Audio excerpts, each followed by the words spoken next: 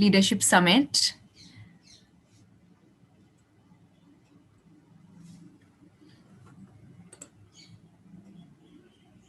So I think we can begin. We have 8 minutes right now, so I think we can begin by remembering our favorite teacher. So we all had some teacher in our lives who has helped us and also guided us, and because of them, we are where we are. So I think I would like to take this moment and actually invite you to think about one teacher who was closest to you, or a teacher whom you really respect, and why. So let's share with everyone about that one teacher, who has been closest to us, and why.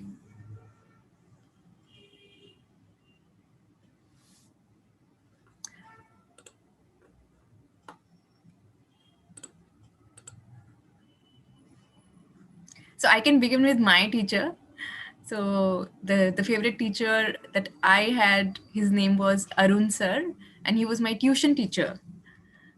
So yeah, and he taught me in class 9th and 10th. Before that, I was not a bright child, I would say. I was very, very average, but he instilled in me the liking for mathematics and for science through a lot of imagination. So I really am grateful to him for whatever he has invested in me and helping me, I think, achieve heights in my life. Yeah. So, like that, if you want to share about your teacher, you can do it in the chat box, or you can also raise your hand.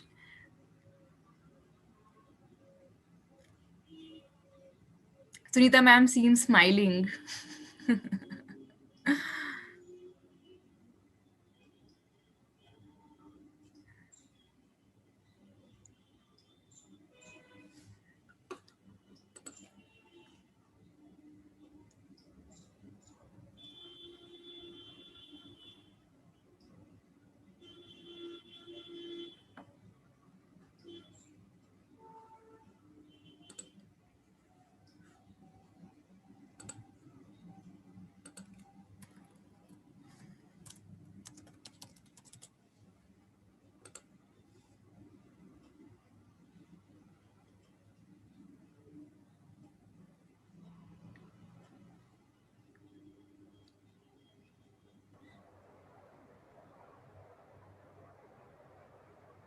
Good morning. So, Sunita ma'am shares that my favorite teacher is Gladys Parimala. Ma'am, can you please share with us why? Why is she your favorite teacher? I'm just giving you a request to unmute yourself. Yeah. Sunita ma'am, it's good to see you smiling. Good start for the day. Good morning to all. My favorite teacher is Gladys Parimala. She is my social teacher. I had her only in 10th class, but she is very punctual. One day, she came to school after prayer. She straight away went to HM's room and applied for leave and went away. I asked tomorrow, the day after that day, Madam, why you came and went? Because I was late by 10 minutes. That's why I applied for leave. I very much attracted with her loyalty and personality. Actually, anta punctual ante today now I am inspired by her. I will be always remembering for punctuality. Her name Parimala, Gladys Parimala. We used to call her Gladys Madam. That's all. And also one day, and in that school, the habit of the students, they will sit around the teacher and madam, your saree is so nice, madam. Like that, everyone sharing their views with their teacher. Like that, I used one day I used to comment madam, your saree is so nice, madam, to Gladys madam. But she told that this is not the way to share your feelings. You should not see the teacher, outward personality. You have to see the personality. Afterwards, you come to my room, to my staff room. You can ask Gladys, your saree is so nice, Gladys. Like that, you can talk. But in this class, you should not do like this. But I am not saying to Sunita. I am telling all the class like that. She told, Abba, and I love her very much. But in her view, am I a bad student? Like that, I felt a lot. But after some days, she told the story. Yesterday, I had a dream.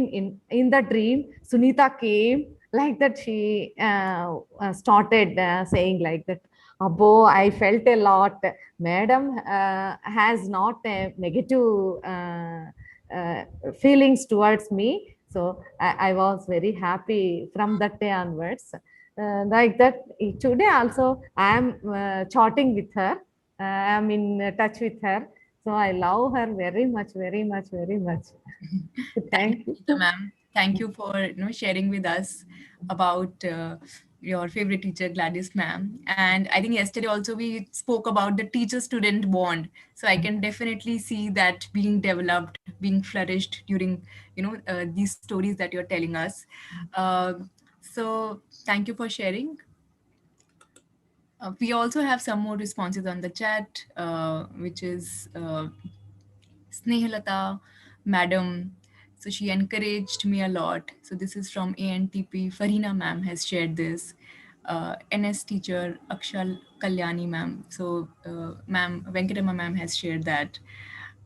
Sir Madhu sir has shared that my favorite teacher is Sri Babu Rao Maths, and he supported me in academics and personally. And Manikya ma'am has shared that three teachers are her favorite because of instilling discipline in her. They were kind and caring, and also developing leadership skills. So yeah, and then we have more responses also from Vinay and Prashanti and other school leaders also. In the interest of time, I think we can start today's summit. That's the second day of our leadership summit. Thank you everyone for sharing your responses on the chat and also with us. Yeah, I'll hand it over to Prashanti now. Yeah, thank you, Ritika. Good morning to everybody. Uh, yeah, I can see on the screen people are very busy with like paperwork and all of that. I request all the school leaders to be settled in a comfortable place and try to give time for the session. Yeah, I would like to start today's day with a note from Dr. B.R. Ambedkar.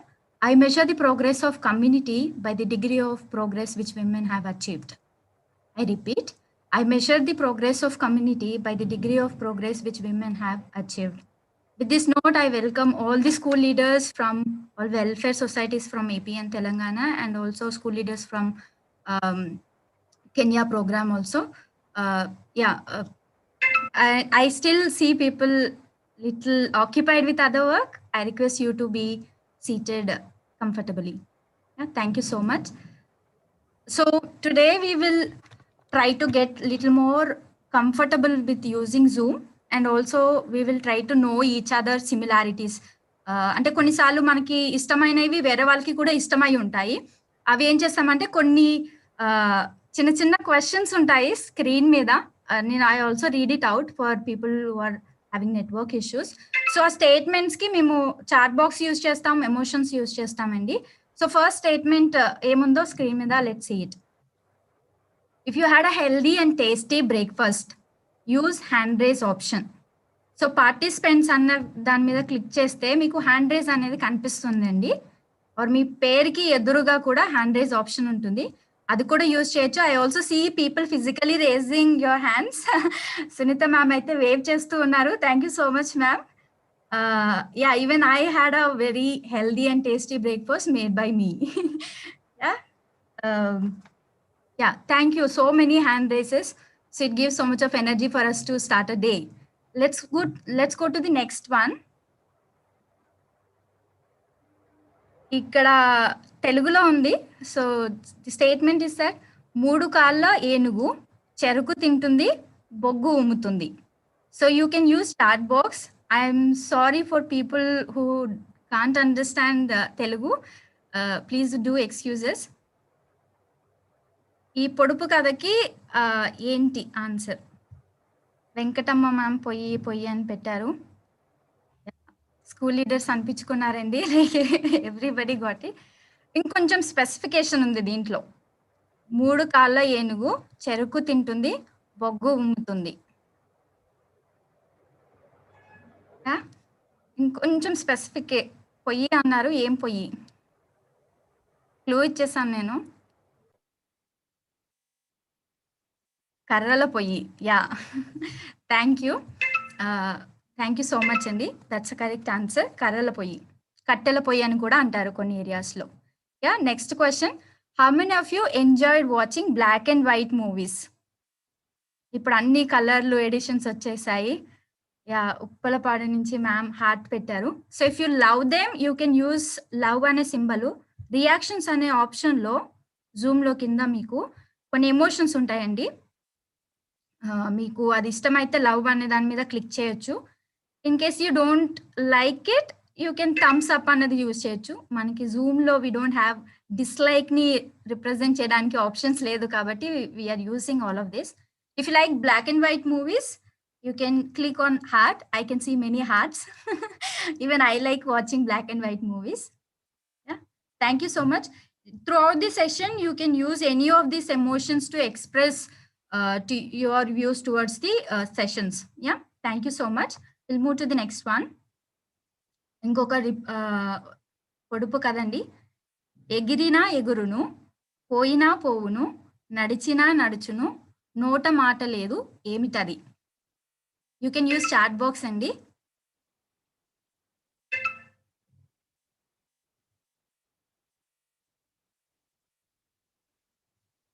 Kite అన్నారు, shadow అన్నారు, shadow. Yeah, okay. Shade, మాట, bird, kite, మన నీడ, shadow. Yeah, correct. So answer వచ్చేసి shadow అండి, నీడ. Yeah, ఇలాగే chat box emotions మీరు యాక్టివ్గా యూజ్ చేస్తే for us it will be very energetic and it is also way of 2-way communications లాగా ఉంటుంది. Thank you so much for using it. Will go to the next one.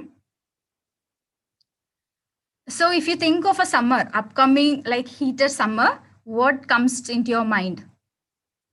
ఇప్పటికే మనకి చాలా messages వస్తున్నాయి, heat wave వస్తుంది, జాగ్రత్తగా ఉండాలి, precautions తీసుకోవాలి అనేసి. If you think of a hot summer, what comes in to your mind? Yeah, mangoes. Any other things which come? Butter milk, cotton clothing,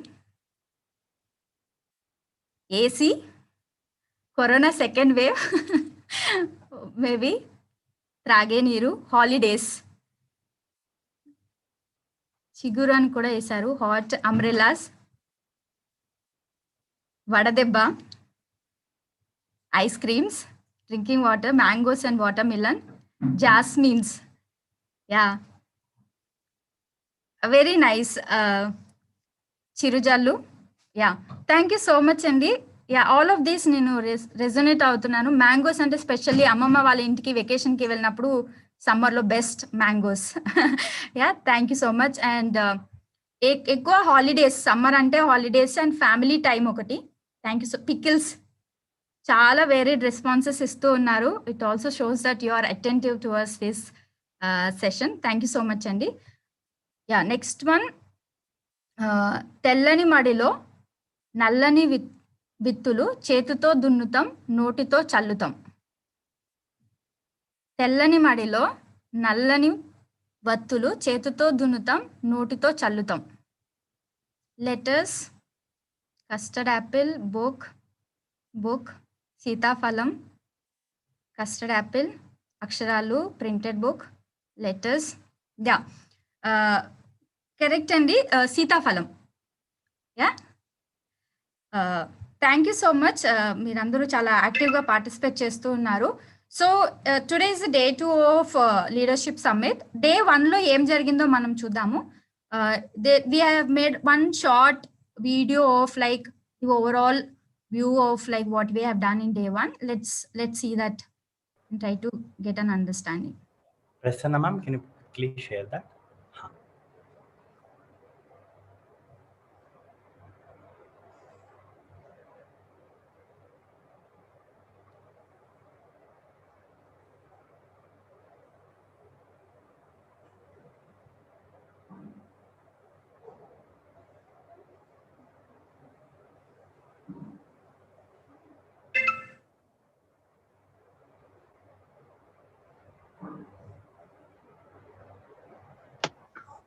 Sir, voice ఉందా sir?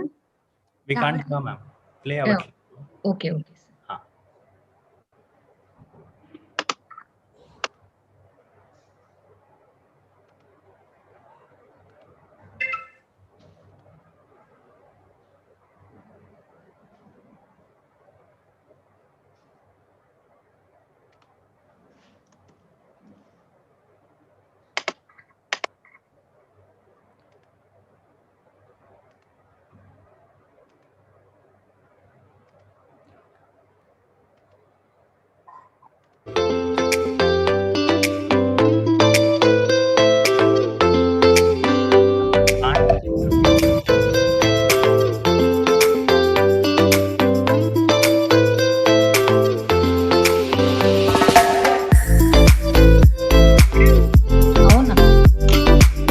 We can't see the video.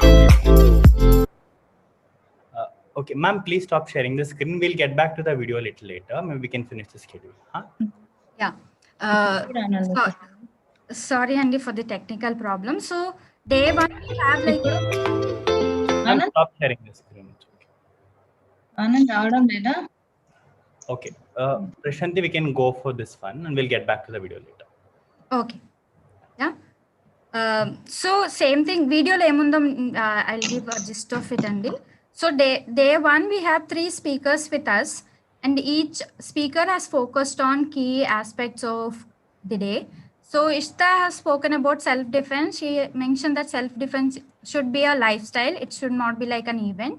She also mentioned that we are here not to blame our systems, but to understand what we as school leaders and as individual can do to ensure our girls and boys are empowered. So these are my takeaways from her session. And the next one, Suchita has spoken about like career guidance. And what did I take away personally from the session is that we need to understand the child. In order to understand the child, we need to listen to them. So that's the most important component of career guidance. And we also have Sandhya with us. She's an alumni of APIS Paris.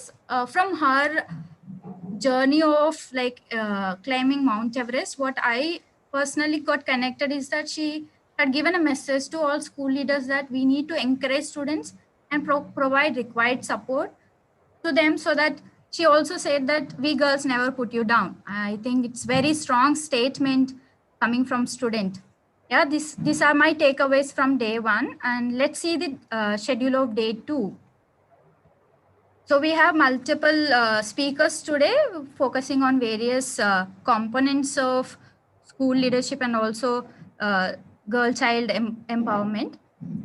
We have Dana with us. She'll be talking more on a global perspective on girl education. We have a few volunteer school leaders from APIS Ferris, though many initiatives are taken by school leaders considering the time constraint we have it. So we have asked these 3 volunteers to come forward to share the initiatives they are taking at the school level. And we also have 2 resource persons from Voice for Girls. They largely speak on breaking the silence around menstruation, the kind of work they are doing in Hyderabad and Telangana. Yeah, we have last speaker of the day. She's Dr. Kirti from Vasavya Mahila Mandali. She'll be talking more on how do we reintegrate children into school system. COVID has brought a lot of disparity among gender and also affected children at high. stake. I'm so sorry I have taken more time. Yeah. So this would be the day 1 schedule, and we will start with first session of the day, and the Baidurya would be introducing the speaker. Yeah. Thank you. Yeah. Over to you, Baidurya. Thanks, Prashanti. Thank you so much. We have Dana with us. So let me just introduce Dana. Dana is a senior program officer for Echidna Giving, where she leads their grant-making strategy on early childhood development and co-leads their grant-making on adolescent skills and mindsets. Before joining Echidna, Dana was also a program officer at William and Flora Hewlett Foundation. And earlier in her career, Dana spent a lot of time teaching secondary school students in both Kenya and Zambia. So, like a lot of you, Dana has also been a teacher in her career. She graduated from Stanford University with an undergraduate degree in economics and African studies, and earned her master's degree in international educational administration and policy analysis from the Stanford University School of Education. We are very happy to have you, Dana. Welcome, and over to you. Thank you so much. I was about to say good evening because it's evening here, but good morning to all of you in India. It's really wonderful to be with everyone. It has been more than a year since I have been on an airplane, and so to travel literally halfway around the world to be with you over Zoom is really special. I am here to share with you a global perspective on girls' education. I think you all are the experts on what's happening in your own schools around girls' education, but I wanted to give you kind of the zoomed out global perspective of what some of the issues are right now in global education, in girls' education rather. So I think the first thing is I think all of you are here because you know why girls' education is important. And one of the reasons girls' education is so important is because education can change the life of individual girls, but that means that her children also have a better future, and that then ripples out and changes the broader society as well. So we know that that girls with better education earn more. They have children who are better educated themselves, who are healthier, and stronger economies more broadly. So we know that girls' education is critical. And now I think we're at an exciting time in girls' education when we can really think even more and deeper about how we do better for girls. So we know that it is important and why it is important. And now we're tackling how to do it. And all of you are doing that every day in even deeper ways than I am. But I will share a little bit of what I have seen. And I think what we're seeing is that in the face of COVID-19, this is even more critical than ever because we have really multiple crises happening at once. Education is facing a crisis in terms of school shutdowns and lockdowns and all of that. That means that students have been out of school for a long time. Also facing a crisis in terms of economic hit that has the pandemic has taken a toll, and that will have reverberations on education. So we're in a really sort of tenuous, difficult moment for girls' education. So here's, there are three things that I thought I would share with all of you today. First, I wanted to give you a global picture of what's happening, what the status of girls' education is globally. Second, I thought I would touch a little bit on specifically what the impact of COVID is to the extent that we know it's still unfolding. And then lastly, I wanted to say a little bit of about what I see as ways that we can address some of these challenges. So to start off, in terms of what's happening on girls' education globally, prior to COVID, I think it's safe to say that we were on a really positive trajectory, building a lot of momentum for girls' education, and things were looking better. So as of 2019, there was a higher percent of girls and boys in school than it had ever been before. Globally, the gender gaps, so the difference between how many boys versus girls went to primary and completed primary and secondary school were closing very rapidly. And enrollments writ large had expanded very rapidly. In fact, I think this, if you can follow this graph, what it essentially shows on the left is in 1992, you had over 60 million girls who were out of school. And in 2014, that had been cut in half. So only 30 million girls out of school in 2014. The light yellow at the very top represents South Asia, and that was cut by more than half. So in fact, in India and elsewhere in the region, progress was even more rapid than worldwide. So that's really a huge achievement. But the data that we've started to see since COVID-19 hit shows that some of these gains are tenuous. And in fact, even without COVID-19, that momentum didn't mean that all the problems were solved. So some of the existing challenges in girls' education.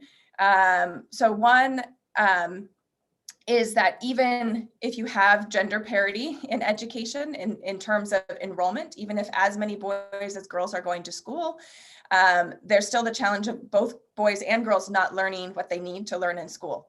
And so the estimates show that in 2030, so in 9 years' time, if we continue under current trends, only 1 out of 10 young people would be on track to gain the basic skills that they need from secondary education. So those learning gains need to really be shored up and improved. And although there's gender parity, if you look globally between boys and girls, in low-income countries,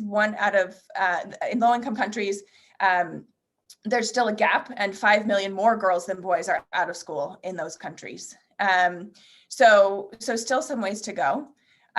Another challenge is, that gap in terms of enrollment between boys and girls is particularly pronounced for poorer segments. So here, I don't know how well you can see this. If you have small screens, it might be a little bit difficult. But essentially, India, I've circled in red where India is clustered among other countries. And what you see is that wealthy girls complete primary school at the same rate as boys do, but among poorer girls, the gender gap is quite pronounced. And I think that's probably something that many of you all know and are personally tackling. Another challenge is that girls face is violence. So again, I've circled India here amid a larger mix of countries, but over 25% of women in India have experienced physical or sexual violence. So that's another issue that needs to be looked at.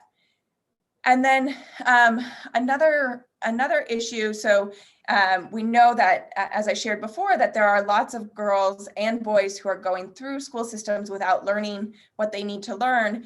And there's some new evidence suggesting that even once, when girls leave school, they might actually lose the skills that they gain in school after they have children and don't have the same number of opportunities to apply the skills that they've learned as boys do. And so there are challenges even beyond the school doors for girls' education. So that was the picture kind of before COVID.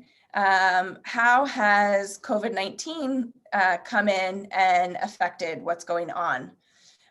Well, of course, it's still playing out. So it's hard to know exactly what all of the impacts will be. And so some of this is from early evidence and from speculation. But I already touched on the challenge of violence even before COVID. And there were quite a few reports coming out, particularly during strict lockdown periods in different countries, that found higher rates, spikes in gender-based violence. So a study by the Center for Global Development, for example, found that for 66% of different organizations who work with girls and girls' education, 66% of those felt that gender-based violence was a really important concern. There was some evidence in Kenya, for example, that violence increased tenfold from pre-lockdown to post-lockdown periods. So certainly there were challenging situations for girls at home. A second issue has been pregnancy and early marriage. I would say that we've seen, and a lot of this, I would say we don't have a lot of hard data and evidence, but quite a few anecdotal reports around this. So in sub-Saharan Africa in particular, I think the pregnancy numbers of folks have seen creeping up. In South Asia, the concern has more been around child marriage. The third and fourth challenges that I have here have more to do with how what the opportunities girls have had to study while schools have been shut. So because often girls are given more caretaking responsibility for looking after younger siblings or taking care of household chores and the like, that has reduced the amount of time that they've been able to spend studying while out of school compared to boys. And similarly, less access to technology. So even if families have access to technology for distance learning, there's evidence to suggest that boys are given preferential access to this. In many different settings, there's been evidence around that. Another issue for India is that boys are more likely to be enrolled in private schools, and private schools are more likely to have the infrastructure to offer distance learning than government schools are. So all of these different layers impact girls differently than boys, and that have very likely been really impacting both their ability to study when schools were shut and the likelihood that they'll be able to return to schools now that they're starting to reopen. In India specifically, there was a study released by the Center for Budget and Policy Studies, and it found that 50% of households who faced food shortages, children in households who faced food shortages, about half of those, only half of those thought they could return to school, and the other half felt that they would not return to school. So big concerns about how many, particularly of the most impoverished families, will be able to send children back to schools. And they also found, to the point I was raising before, that most girls have been unable to participate in remote learning. So 71% of girls were employed in care work, and that was only 38% of boys. So obviously a much greater burden for girls there. And 26% of girls could access a phone when they needed it relative to 37% of boys. So again, this differential in terms of access to technology. So that's a little bit about what we know about the effect of COVID-19. So the last thing I wanted to talk a little bit about is more the, okay, now that we know the state of the world, what are some things that we can do about it? And this is where all of you come in and your huge efforts in schools every day. I wanted to share just 4 key principles that have stood out in the work that I've seen around the world on girls' education. And I would caveat all of this by saying you are the experts about what's happening in your schools. And so just a few things that seem to stand out as some key principles or tenets, if you like, around girls' education. One is around focusing on outcomes that matter. The second is around attending to gender, both explicitly and early. Third is around modeling what you want to see. And then lastly, around just consulting the ultimate experts, which is the girls themselves. So I'll spend a little bit of time on each of those 4 principles. So in terms of the first, I would say that, although there are areas where there are gaps between boys and girls, there are also, and it might be natural to think, oh, if I care about girls' education, I think about all of the things I can do specifically for girls. It's also important to note that girls' education is only meaningful if they learn skills in schools. And so everything you are doing to ensure that the children in your schools are acquiring functional literacy and numeracy, that the teachers are delivering strong lessons and that kids are learning from those lessons, are things that are in fact making a really important difference for girls' education. And I think sometimes when we talk about girls' education, some of that gets lost, but really that is a central component of what matters. And I think it's important to say that within what gets taught in schools, it's not just kind of literacy and numeracy that matters, but also skills and mindsets like confidence and resilience, and these softer social and emotional learning skills that really, really matter and are especially important. The evidence suggests these matter even more for marginalized groups, including girls. And I think in the face of some of the traumatic experiences that students have faced during lockdown, that type of psychosocial support for students is even more critical to think about. So I think the bottom line here is that better education and better education outcomes for all students also means better outcomes for girls, and that girls succeed when all students succeed. So that was the first key principle I wanted to draw out. The second is around attending to gender early and explicitly. So even though programs don't need to necessarily be girl specific to be really impactful for girls, we still need to consider some of these gender components and integrate them into the way that we run our schools.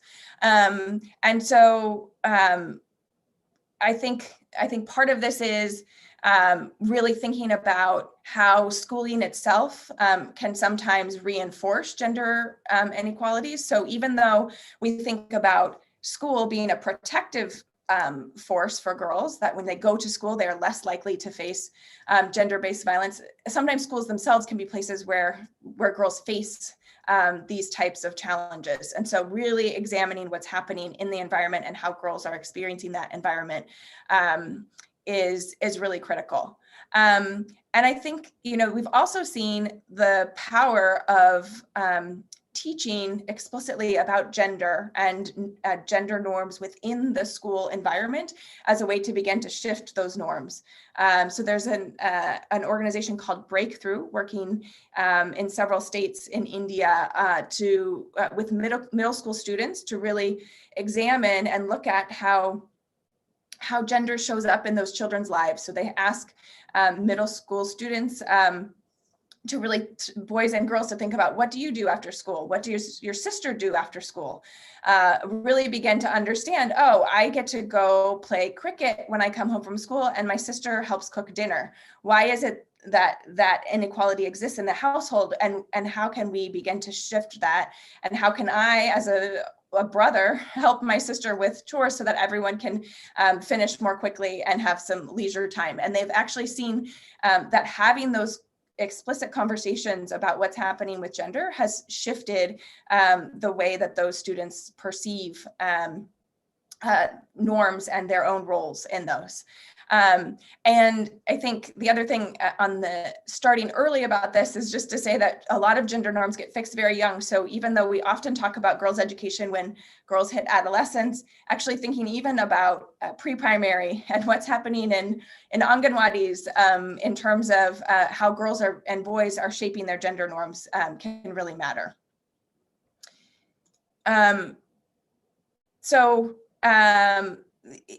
The other just really simple thing here is that if we don't start to count how things are impacting girls and how things are impacting boys and begin to look and examine that, then we're not considering their experience. And so one really important thing as you think, for example, about the data that you're collecting in your schools is to look at how are there differences across how girls are experiencing and the outcomes they have versus how boys are doing that. And simply having that disaggregation can help us to really pay the attention to those gender gaps that we really need to be.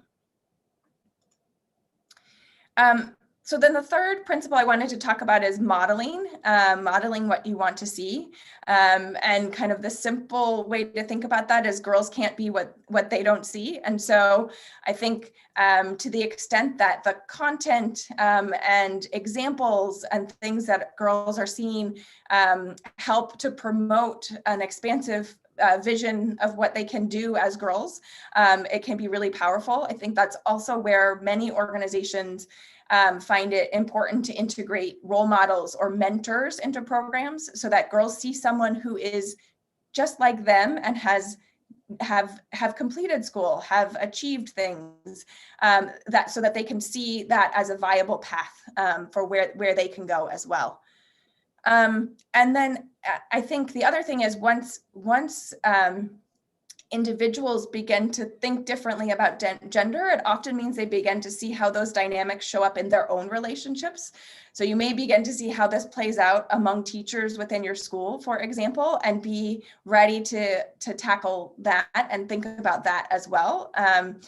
You know, gender is one of those things that we are all a part of all of the time. And so we aren't, until we're kind of made cognizant of it, it isn't always something that we notice. And then once we are made cognizant of it, it kind of shows up everywhere. And so being ready to think about how you tackle it in different places, I think is helpful.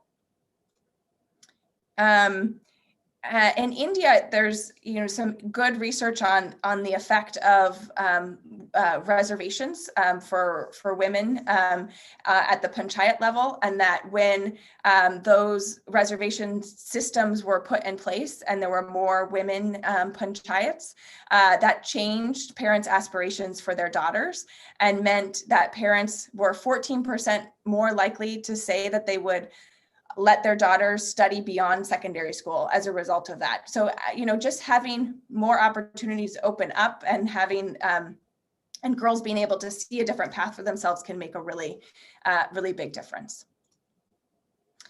And then the fourth and final tenet that I wanted to touch on is around consulting the ultimate experts, who are women and girls themselves.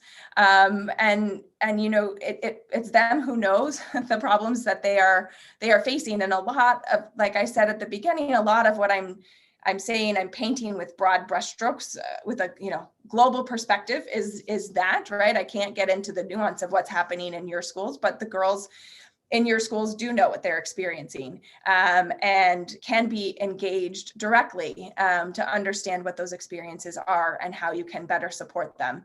And so I think just making sure that you find ways to authentically engage their own expertise as you think about what the needs are within your schools and beyond, and creating safe spaces for them to gather and collaborate with one another can be incredibly powerful.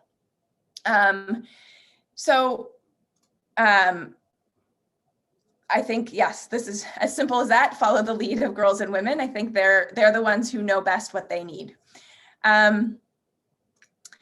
I also just wanted, for those of you who are really curious and maybe a little bit nerdy like I am, there's a new resource that just got launched last week, actually, called the Evidence for Gender and Education Resource, which they just published a roadmap for girls' education that looks at what are the needs in girls' education, what's happening in practice, what are schools and governments and NGOs doing in practice to address those needs? And then what evidence do we have about the effect or not of those different program interventions? And how does that help us chart a pathway for what we should be doing more of because we know it's really effective, or what we should be researching more of because we know a lot of people are trying it, but we don't yet have evidence as to whether it works, or where the gaps are in terms of need. And it's also a place where you can go to just see what organizations are doing globally to advance girls' education. So if you're interested, that is available online. The website is eagerresource.org. It's there at the bottom of the slide. And it's a resource to dig in and learn more. The last point I wanted to make in terms of what makes a difference is just that there's really strong research looking at what are the set of factors that help children to have positive outcomes, even if they're facing a lot of adversity. And those factors that help children succeed even when they face challenges are, number one on the list is supportive relationships with adults. Number two on the list, building a sense of self-efficacy and perceived control. Number three, providing opportunities to strengthen adaptive skills and self-regulatory capacities. And number four, mobilizing sources of faith, hope, and cultural traditions. And I feel like particularly number one, these supportive adult and child relationships as being the central thing for every child and for those who face the most adversity, including girls, being so central is exactly what you are all so well set up to do, and the support you can provide can make all the difference in the lives of your students. And so I just a heartfelt thanks to all of you for caring, for showing up day in and day out to tackle these issues, none of which are easy. You're clearly not alone. You saw all of those lists of countries that are facing similar, if not even more pronounced challenges than you are, and all the work that you're doing is making a difference.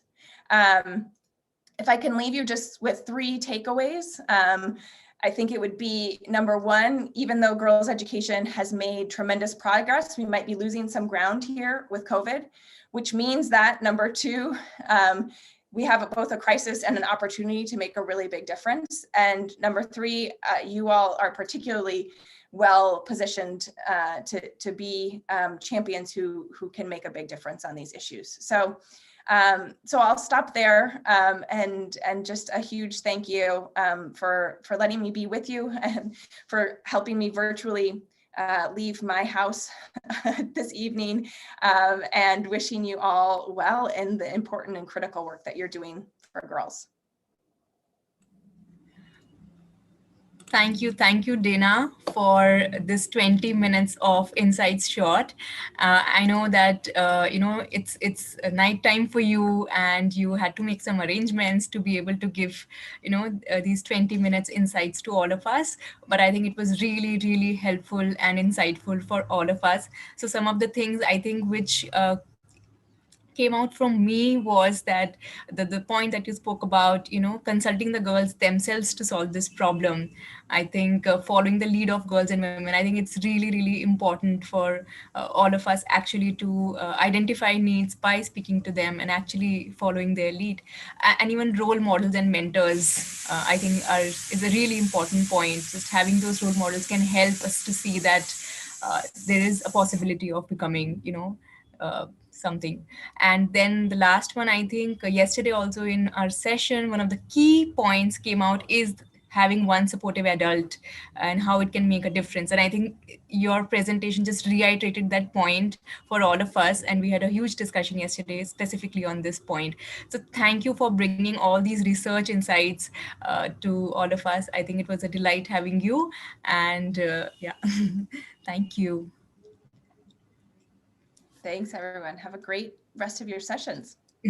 Thank you. Feel free to join any of the sessions. Yeah. Okay, so I hope that everyone else also had a great time and had great insights, in the last 20-25 minutes. And going forward, what we have is basically our school leaders themselves. So Dana gave us perspective of the world. and now I think it's time for us to go to a micro level, to a small scale perspective of school leaders themselves. So what we're going to do now is we're going to listen to 3 school leaders and their story of change. So over last 5 months, they have been part of Project Shakti, and they have gone through a journey. So we started in October, and it's March now, and everyone has gone through this journey. Now, initially when we started with understanding the problems which are there on the ground, and then school leaders have taken a lot of initiatives also. So though everyone has been on it, but we thought that we will be able to present only having 3 school leaders speak about it. So I think with that I would like to invite Udeshri ma'am, NV Reddy sir, and Padmashri ma'am to share their stories. So we'll start with Padmashri ma'am first. Ma'am, are you there? Yeah. Okay. Yeah. Am I audible? Yes. So Padmashri ma'am is from Buchireddipalam, from Nellore district నుండి join అవుతున్నారు. So yes, ma'am, handing over to you. Screen.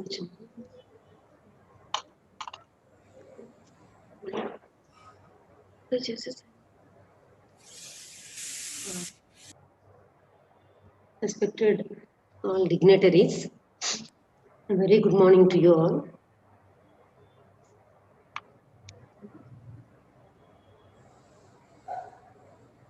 I am Padmasri, Principal Buchireddipalam with you. Foremost, I profusely thank Project Shakti team for giving me this honor to present the post changes of Project Shakti sessions. Now, I would like to share my screen. As a leader, as a school leader, I always thought that every girl should be 2 things: who she wants to be and what she wants to be.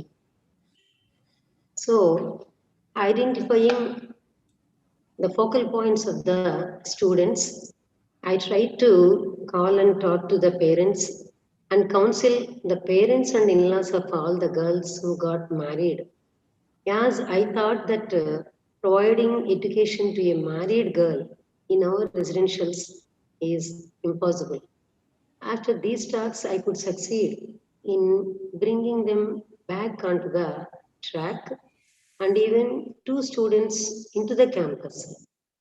And I felt an immense satisfaction in this step. And I also changed my attitude. This picture visualizes the counseling of the parents of a married student and motivating them to continue their education in our campus. As a next step, more number of sessions are carried out by ambassadors on early girl-child marriages, sex education, and menstrual education. As earlier, I thought that early girl-child marriages cannot be stopped. Now, I attained a certainty after these sessions that early girl-child marriages can be stopped, as I got an assurance from the parents and even the students in the parents meeting. She is the mother of a 7th class student, and she is a student from 9th class who have opposed very strongly the practice of early child marriages. And the next pic has shows the image of the project which was made on and displayed on National Science Day to explain about the menstruation to the students more well. Then efforts are made to grow some outside changes among the students. Here, I focused on well-being of the students using the Girl Talk Clubs as the platform, being continued from the past 20 days, which has provided a more space for the self-motivation and decision making of the students. In those clubs, of course, it was made as a part of the structure of the institution. Here, I must applaud the student who is talking there for her expressive nature, fixing of her goal, and thinking to help her family through building up her career.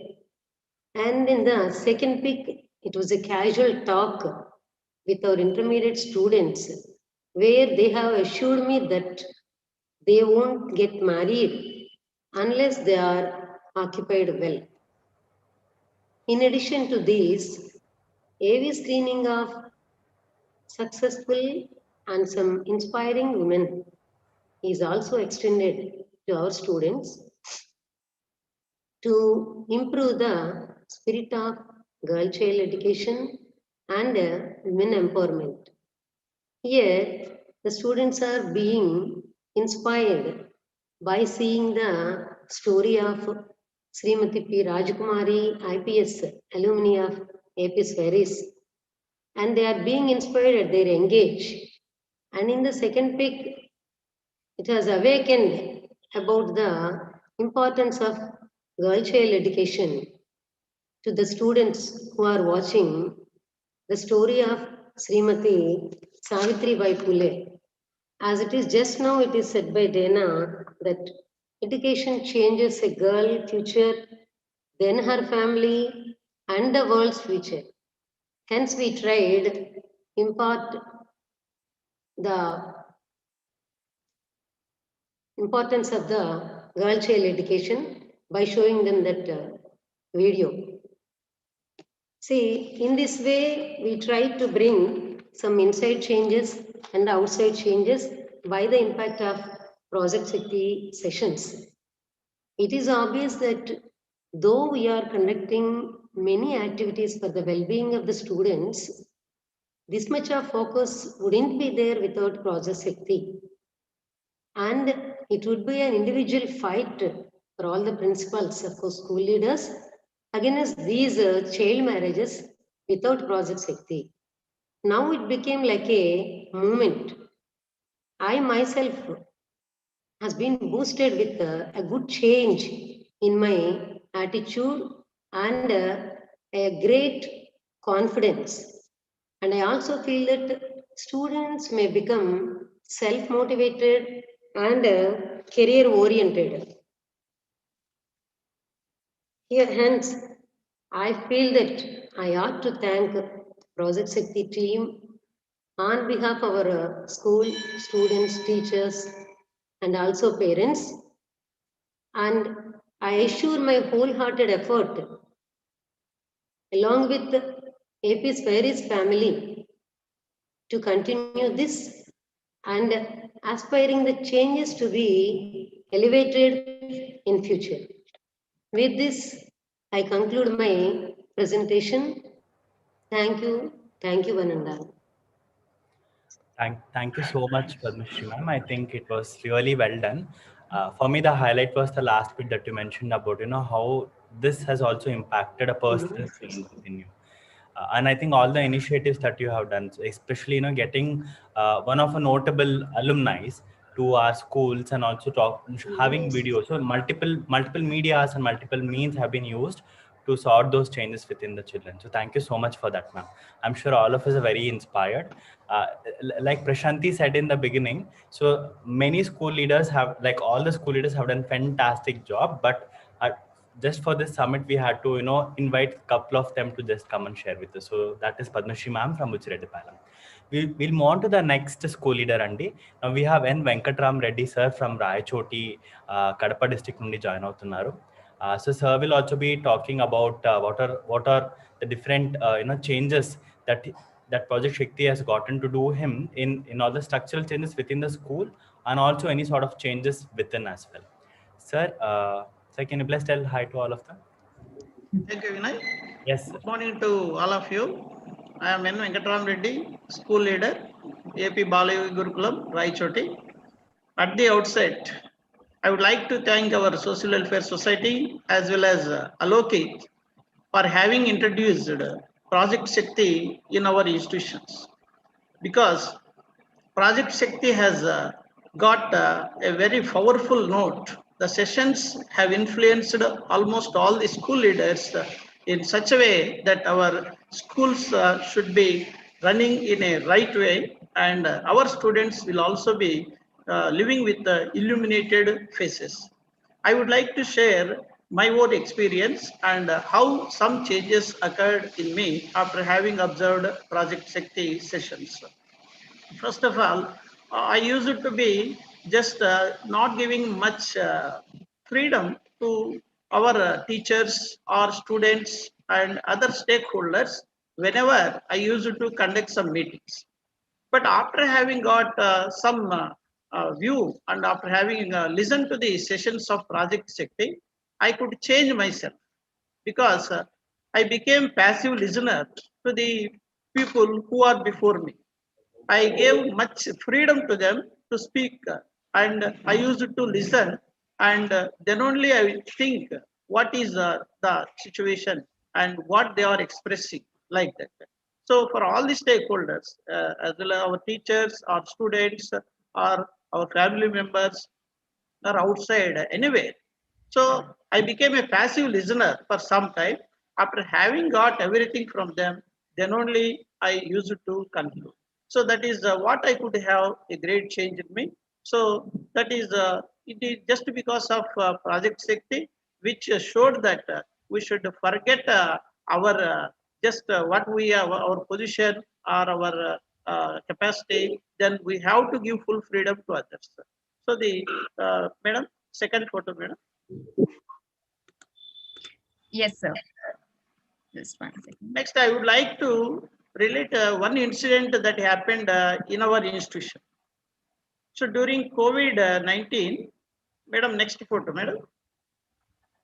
During COVID-19, one of our seventh class student who is aged only 12 years got a trouble in her house.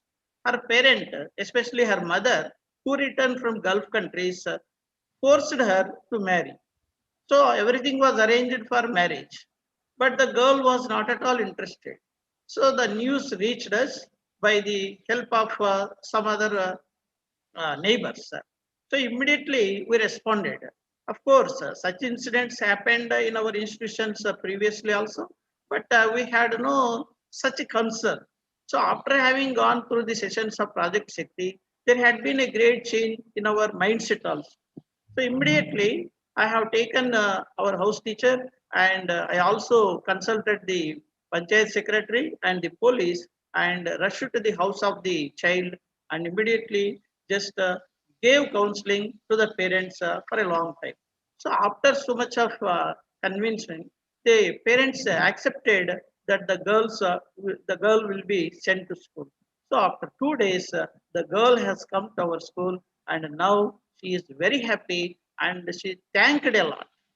So why I am telling this story is nothing but the girl has brought so much of courage.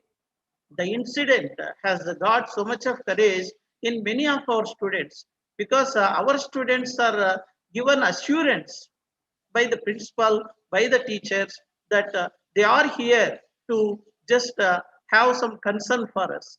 If such incidents happen in their families also, our principals are is there, our house teachers are there, and they would come to our rescue, and we will be saved from early marriages.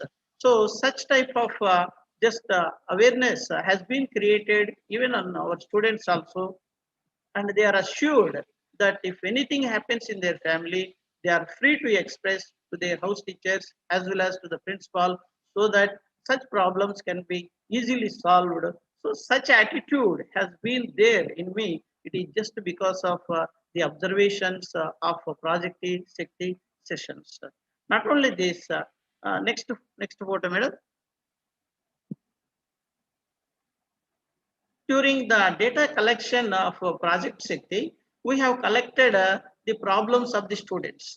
So in those problems, we identified majorly two problems.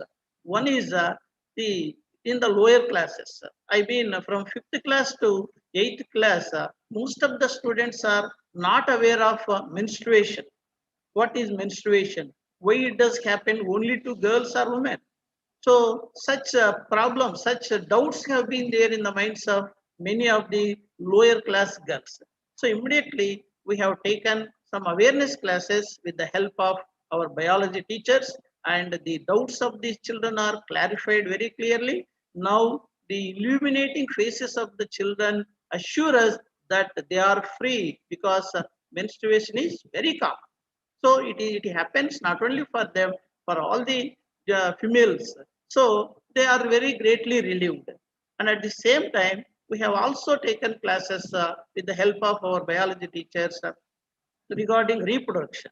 So in the higher classes, most of the students are unaware of what is called reproduction, what happens there, what are the changes, what are the problems. So all these are clearly explained. Awareness programs have been conducted in our institution with the help of the teachers, so that the students are greatly relieved. So it is very common. So now most of the students are greatly relieved from these problems. So why I am telling all this is nothing but just we have got the sessions, and the sessions helped us a lot, and a lot of changes have been there, not only in me. I hope the same changes are there in many of our school leaders. So I do hope that these changes may bring the lives of our children in a right way, and the illuminating and the glow that we could see in the faces of our children will be resembling in future also. And I once again thank you, Alokit, and our society for having introduced such a beautiful program which helps for the welfare of our students. And thank you one and all for having given me this opportunity. Venkatram Reddy, one, it was a beautiful presentation. And two, it just made me think, and what if you weren't there for the child who was about to get married? What would have happened, right? So this also made me, connect back to Sandhya's session yesterday, and also Sucheta ma'am's session yesterday, of the importance of, having that an adult, an informed adult who can take that agency for the well-being of the child. I think together, all of us have done a great job. I'm really fantastic, sir. And also all the sessions that you are taking within the children to clear all the, have all the clarificatory questions about menstruation and other things. Thank you so much, sir. And just to inform, so there are only five male school principals among the entire 124 girls institution in AP's Ferris. So sir has always been forefront in terms of, very openly discussing about it, even without thinking, or this is not something that I should be talking about. Generally, menstruation, something men will like, no, I don't think that's not my topic. Maybe I should not. But no, sir has always been very vocal about it and spoken. I think we need such kind of, school leaders across. Thank you so much, sir. So with this, we'll move to the next and the last school leader presentation at this point of time.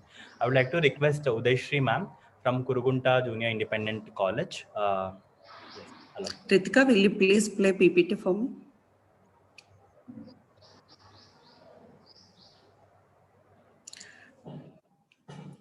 Good morning to all. From the past few months, we have been trained by APSWRAS in collaboration with Alokit on girl empowerment. Actually, it has great impact on me. So I have been changed myself, and I implemented some changes in my institution. I will explain this in two aspects, as an individual and as a leader. Please, second slide. First thing, as a part of our customs and social system, in my home, only female attended all the household chores, but now male will also helping us. That is first thing. Second thing, I decided to help married pregnant girls to complete their education if they are willing and they will seek my help. The third thing is, With the great motivation, I applied for the post of Secretary Human Rights and Social Justice Mission with the consent of the district office, with an intention to raise my voice not only for myself, for others whose voice were not heard. Third slide, please. As a school leader, I concentrated on the dropout students. I am trying to bring back them to the school. The first photograph is Kumari Ankita. She dropped her education in 2018. I spoke with her mother, the second photograph, and received a reply that she is illiterate and not independent. Then again, I spoke with her father and I received reply positively. Now she is in my school. In the social welfare residential school, she is studying.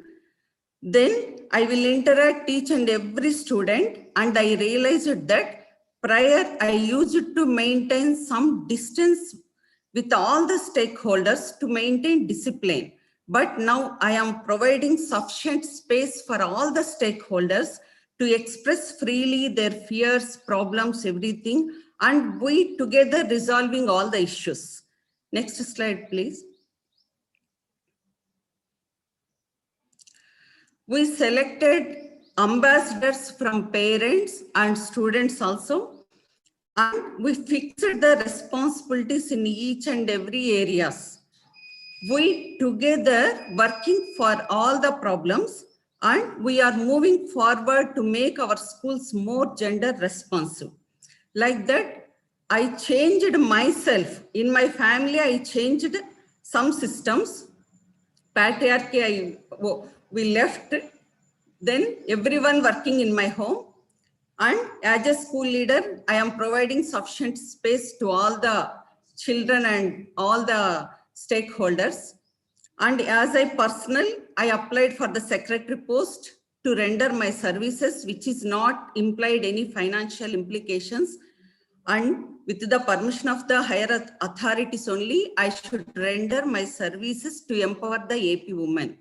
As an individual, I changed myself, and as a school leader, I implemented some changes in my institution. This is what a great impact on me, and I implemented as an individual and as a school leader. Thank you. Thank you very much.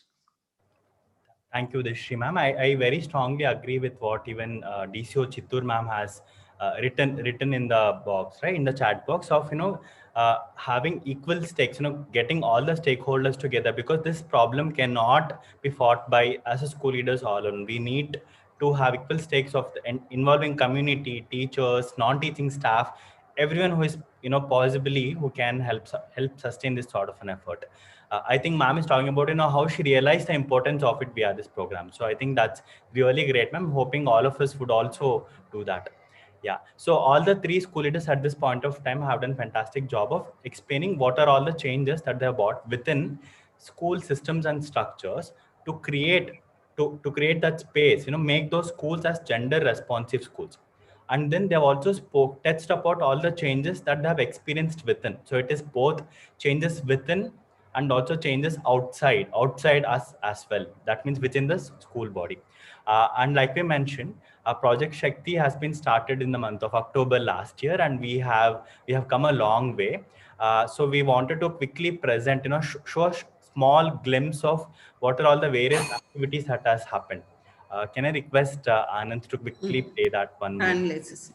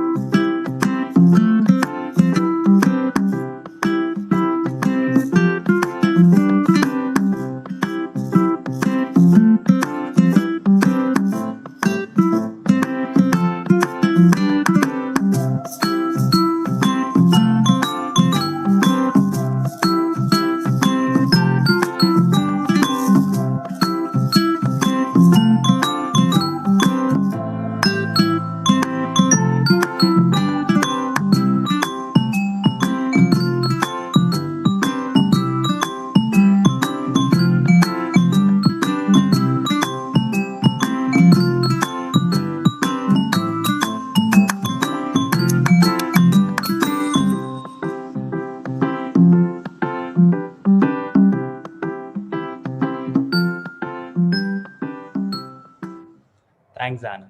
So this is just a glimpse, Andy. So we have thousands of such pictures, of all the change that has happened within the school.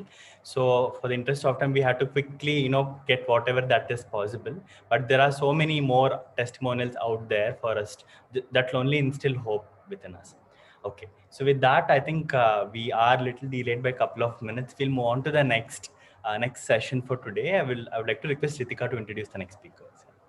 Yeah, sure. Thank you, Vinay. I think it was great having Udeshri ma'am, Padmashri ma'am, and NV Reddy sir, share their journey of change. And I think these are only examples, but I'm sure that each school leader has gone through some transitions and changes in themselves, and we could only show some part of it through the through the pictures that we had.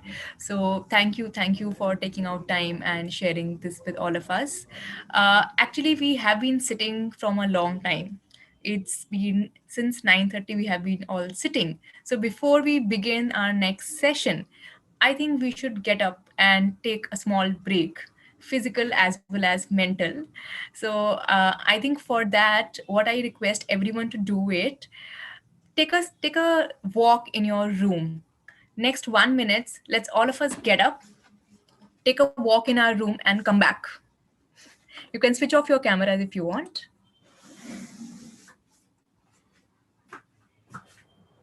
You have only 1 minute exactly.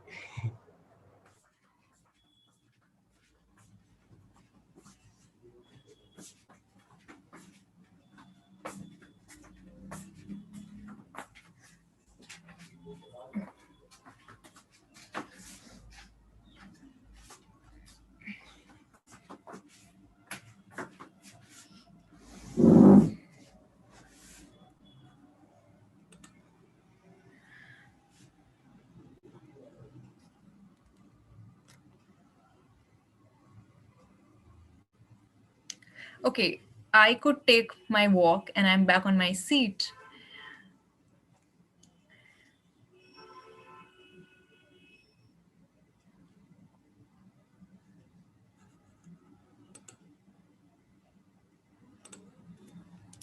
Let's all of us come back.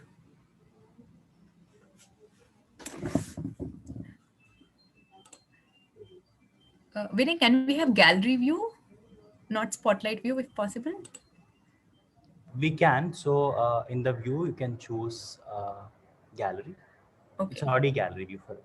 Okay. Sorry. Thank you. Okay, then I think the next thing we can do is do a little bit of chair yoga, which is just to ensure that our necks are all stretched out and we are relaxed. So I'll be giving some instructions for that. Let's all of us be seated back. I can see now everyone has come back to the seats. Okay, let's rotate our neck to the left. Thank you, ma'am, from Thunduru. I can see you doing it. I can see Santi Visla ma'am is also very nicely doing it. Kanyakumari ma'am also. Okay, great. Now let's turn our neck to the right. You can feel the stretch on the left.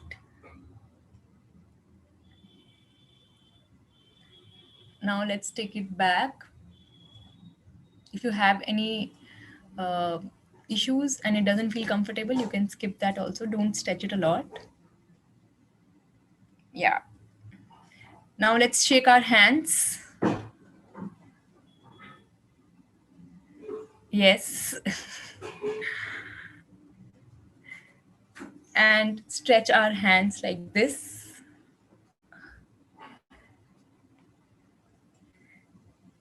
Okay.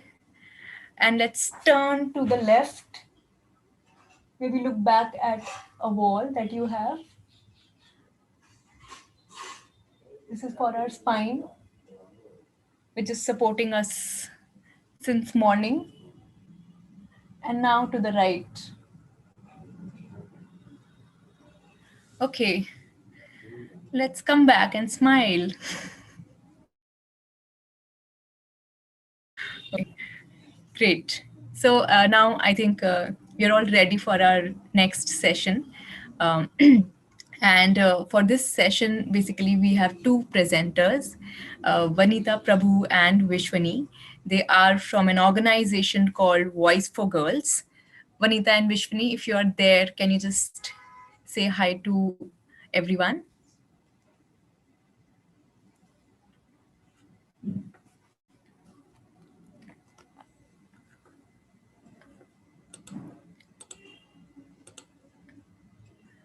Vanita and Vishwani?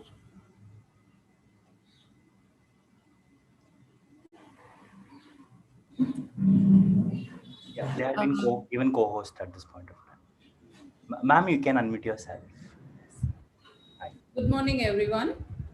Good morning. Thank you, Ritika, for introducing us. Yeah, I will just share a little bio about both of you before we begin and a little bit description of what we are going to cover. So, yeah. So, Vanita Prabhu, she's operations director at Voice for Girls. She holds a master's degree in public policy with a career spanning over 12 years in various social sectors. Vanita's core expertise is in girl child programming, public health, research, and monitoring. She has set up new processes and systems at place for smoother implementation of the projects. Vanita is passionate and dedicated towards empowering adults and girls and women.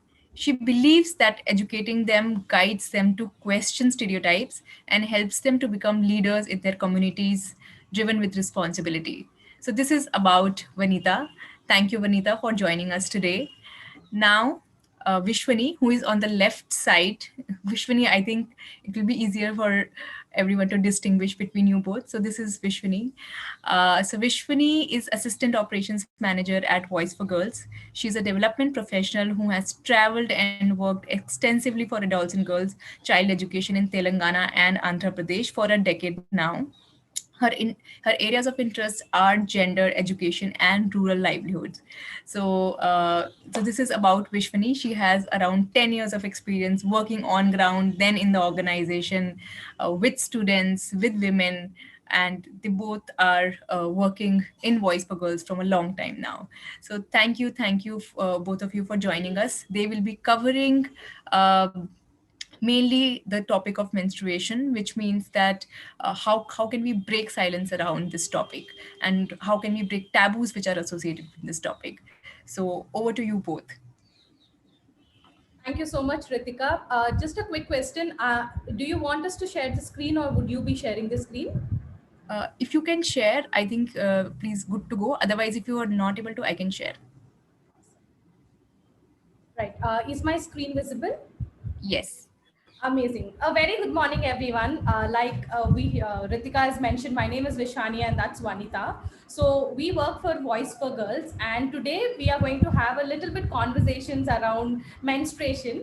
And like the word says, menstruation, there's a lot of silence, there's a lot of hush push that goes around to say, oh my God, first period, oh my God, what has happened, oh my God, all the oh my Gods come into picture. So let's talk about what are this oh my God that has come into our lives and how we as school leaders, how we as an organization, how all of us together can break this silence in a way that, we are creating a safe space for the girls and people around us. So to start off, can I just request everyone to take a moment? Let's go back a little bit back to the time when we first got our period. How did you feel about it? Let's take a moment to reflect. I know it's been way too long. This was like, I think 20 years or 30 years back. Or maybe if you know of someone who got their first period and felt a certain way, you can use your chat box to like share your response with us. How did you feel when you get your first period or when you heard about someone sharing their story of first period? Did they feel good? Did they feel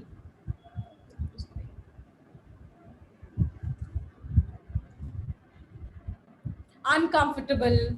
Okay, one ma'am says uncomfortable, painful, scared, afraid, fear.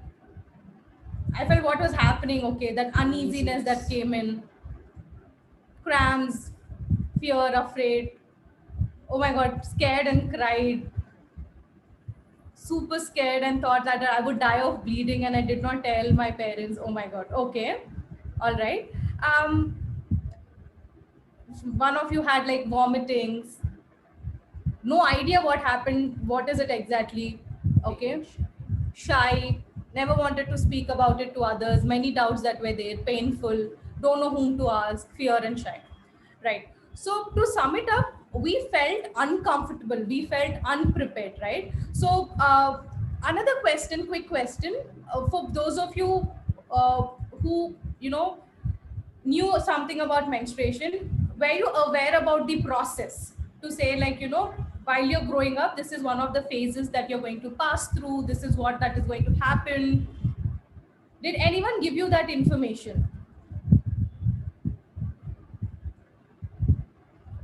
Did you feel prepared for your periods? Did you, okay, one person says no, no. Okay, one person said yes. Source was mother. Okay. A lot of information was mother. Nobody has told them, as most of them are saying. Awesome. Okay. So now that there are a lot of no's, lot of yeses and all, do you think the most of the time, most of you has mentioned about not having that information, but do you think that this conversation around menstruation is important, and do you think this is something that has to get discussed at your school or with your girls? Yes. Okay.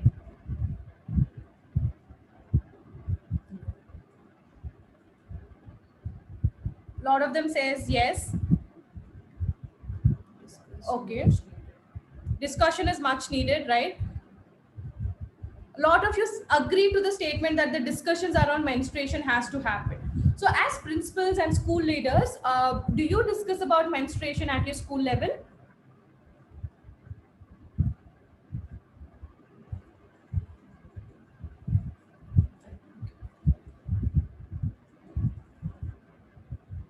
Yes. So a lot of you says yes, yes, yes. All right. So this was just a moment for us to think about what happens during menstruation, because all of us here, most of you are women and have gone through this phase, and we are here at a position of leadership where we can be that source of information providers to the younger adolescents. So this was just for a moment to like reflect back to say how we felt. So we'll get a little bit more into details about why menstruation is important. Vanita will just explain you a little bit more of that. So I think I've seen a lot. I mean, two school leaders who have already shared how they've been working in their schools around menstruation or child marriage. It's really amazing work that you're already doing. But to share in a way from a perspective of Voice for Girls, to say that this adolescent age is very, very crucial. One hand, they are undergoing a lot of physical, emotional changes. Vanita, we can't hear you. Sorry. You're able to hear me now? Am I audible? Yes, we can. Okay. So I was just saying that given that in the adolescent age, specifically around when they are growing around, there is a lot of physical, emotional, and social changes that are happening around them, and they do not have the knowledge and skills. They feel that there is a lot of pressure on them, and there is a lot of confusion around this age. What is happening to me? And there is nobody to talk. That makes them even feel worse, right? So ఒక వైపు మనం ఏమంటున్నాము, మనం information ఇవ్వాలి, వాళ్ళకి తెలియాలి, కానీ ఎప్పుడు కూడా మనము వాళ్ళ సైకలాజికల్ స్టేటస్ ఎట్లా ఉంది, వాళ్ళు అది అర్థం చేసుకునే పరిస్థితిలో ఉన్నారా, వాళ్ళ క్వశ్చన్స్ ఏంటి, కన్సర్న్స్ ఏంటి అనేది మనము చూడలేకపోతున్నాం. So it will be really good to understand and talk openly about these issues within our schools, because most often our children information that they get is from the schools, and the burden of it falls always on the teachers and the schools to say you are the one who's going to build that future for them. And given this situation, I think there is a lot of shy or there is a lot of stigma around it to say, okay, it's always a hush hush that we should not be talking about. So we have seen that lot of girls, especially around the ages of 13 to 14, we see them that they do not have knowledge, lot of confusion, peer pressure to behave in a certain way, and this has definitely affected them psychologically as well. Unable to share, no safe space for them to share or express what they feel about it.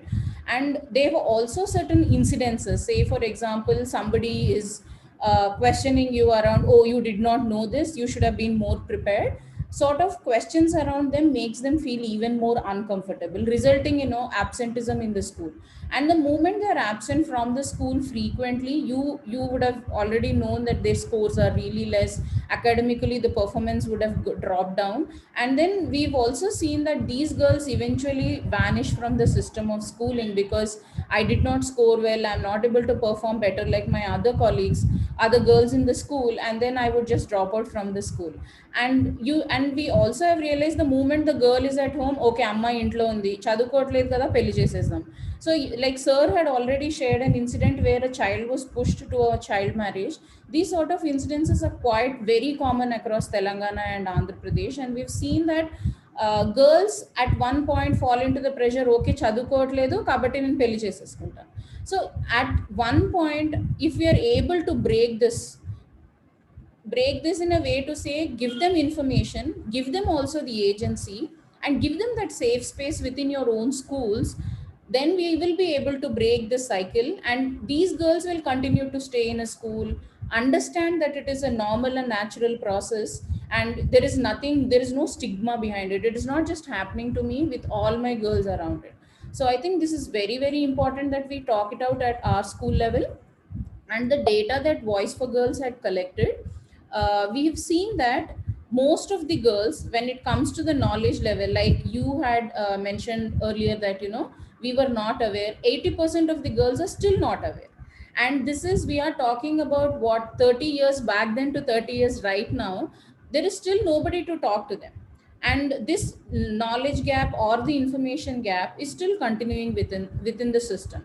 And these are adolescent girls from residential schools of Telangana or United Andhra Pradesh back then. So from them we had collected, and we realized that even till date 60% of them are not aware about what is their what are the reproductive organs. నాకేమవుతుందో నా బాడీలో నాకేం తెలియదు, I don't know what is happening, there is something that's happening but I don't know what it is. So we are still in a age where we are planning to progress, but you still see that gap being continuing from ages. And then when we spoke to them about menstrual hygiene, how often do they change their pads, or how often do they restrict their activities while playing, and most of them, more than 50 to 60% of them have said that they do not do anything during their periods, because when you have a period, you're expected to behave in a certain way, you're expected to sit in certain way, you're not supposed to touch. So all of these taboos, how do we break them around, is a question I think it's really important. I'm sure this must be true for your own girls who are coming to the schools. So in the school, at the school level, sorry. So when we also spoke to young women, we thought, okay, this is what is happening with adolescent girls in the school. Let's talk to young women who are in college. And as you say that the history continues, like 70% are still not aware about what was happening to them during their first period, and they were not aware about the disposal methods. Most often when we go to the schools, we get to hear, or even in colleges of residential colleges, we have been there, that their washrooms are often not clean, their hygiene is not maintained, but why is that is not happening? Why is that the girls do not follow it? Definitely, clearly the data shows its lack of awareness and knowledge that these, whether it is young women or even the girls have. One of the programs that Voice has is the Her Voice program, wherein we do an intervention with the girl for 30 days, wherein we talk to them about what is happening to their bodies, what are the changes, and during periods, how do you take care of yourself, how do you maintain your menstrual hygiene, and also how do you keep yourself safe, and also about rights. In case if your rights are violated, whom do you approach to, whom do you talk about it? And we also create that spaces to say, okay, this is a safe space, you can express what you feel. There is nobody to judge you as a good girl or a bad girl. Just because it has happened with you, we are not here to judge you're a bad girl or a good girl. So the moment the girl shares any sensitive information, how do we maintain a confidentiality around it is also really very important. And the second module, the Her Voice Disha, wherein we talk to them about careers, future planning, sexual reproductive health, what happens if they get married early. It's not just on their health but also on their careers, and then financially how they would become dependent on their own families, whether it was with parents or with their future families. So all of this, and then we train them on how they can become leaders in their own communities. We've tried this, and in the state of Telangana, specifically after the bifurcation, there are a lot of girls who have they stop negotiated with their families and have stopped the child marriages. They definitely have done it with the support of the teachers in the school, because when a girl goes back to negotiate within their families, it is often said that నువ్వు చిన్నపిల్లవి, నీకేం తెలుసు, నీకు ఇవన్నీ తెలీదు, నేను మీ మంచి కోసమే చేస్తున్నాము.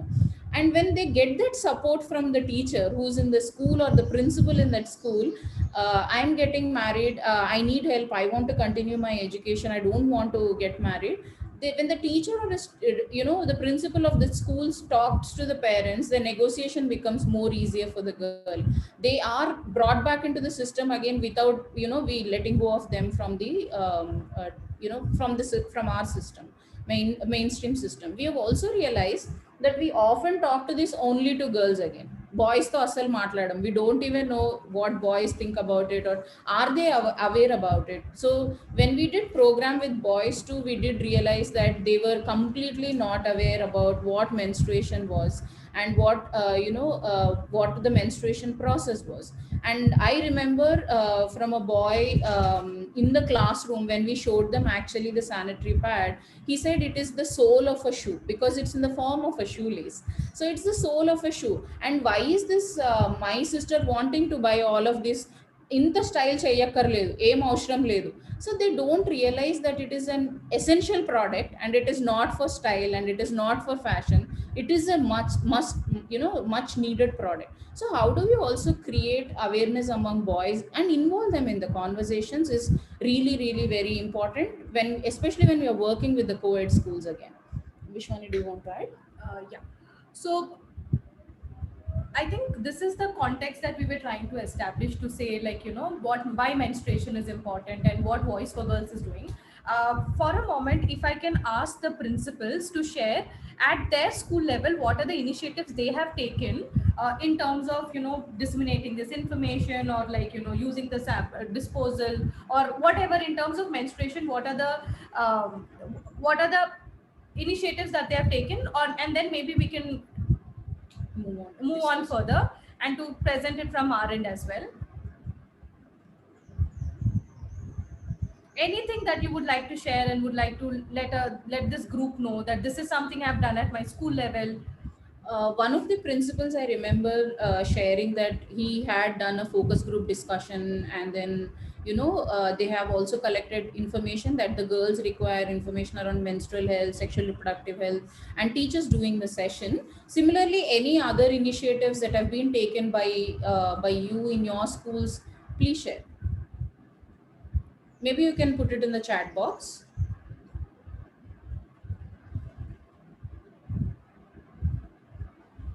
You can use your hand to raise also.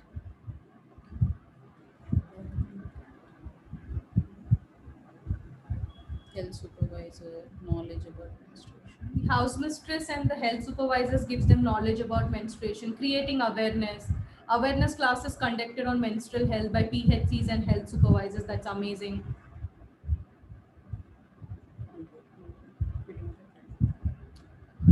Awesome. So these are some things that the schools, as school leaders, you have taken up an initiative. So we as an organization thought of three things when we think about menstruation. One is ending the menstrual stigma and discrimination. So the moment we say stigma, there's a lot of everyone talks about it like a topic that cannot be spoken about. Andar dan gurinchi maatladoddu. You shouldn't be talking in front of boys. You shouldn't be carrying your sanitary napkins. You have to be very secretive about it. And this entire discrimination to say like, it happens to girls, it's a curse, the negative connotations that are associated is something we have to destigmatize. Another thing what we thought was about creating awareness. When we talk about creating awareness on menstruation and menstrual health, we should also understand the process of menstruation, to say how it's a biological process and nothing to do with the stigma, or to nothing to say that it is a curse that has happened to a girl. Just because you're a girl, you're going through this. Because this is something most often we hear from the adolescent girls to say, "Manam aadapillalamu, manaki itlage untundi," that trying to be in denial, trying to be in ignorance, to say like, this is what I've been told about. Another thing we could potentially think of is to say providing them with access.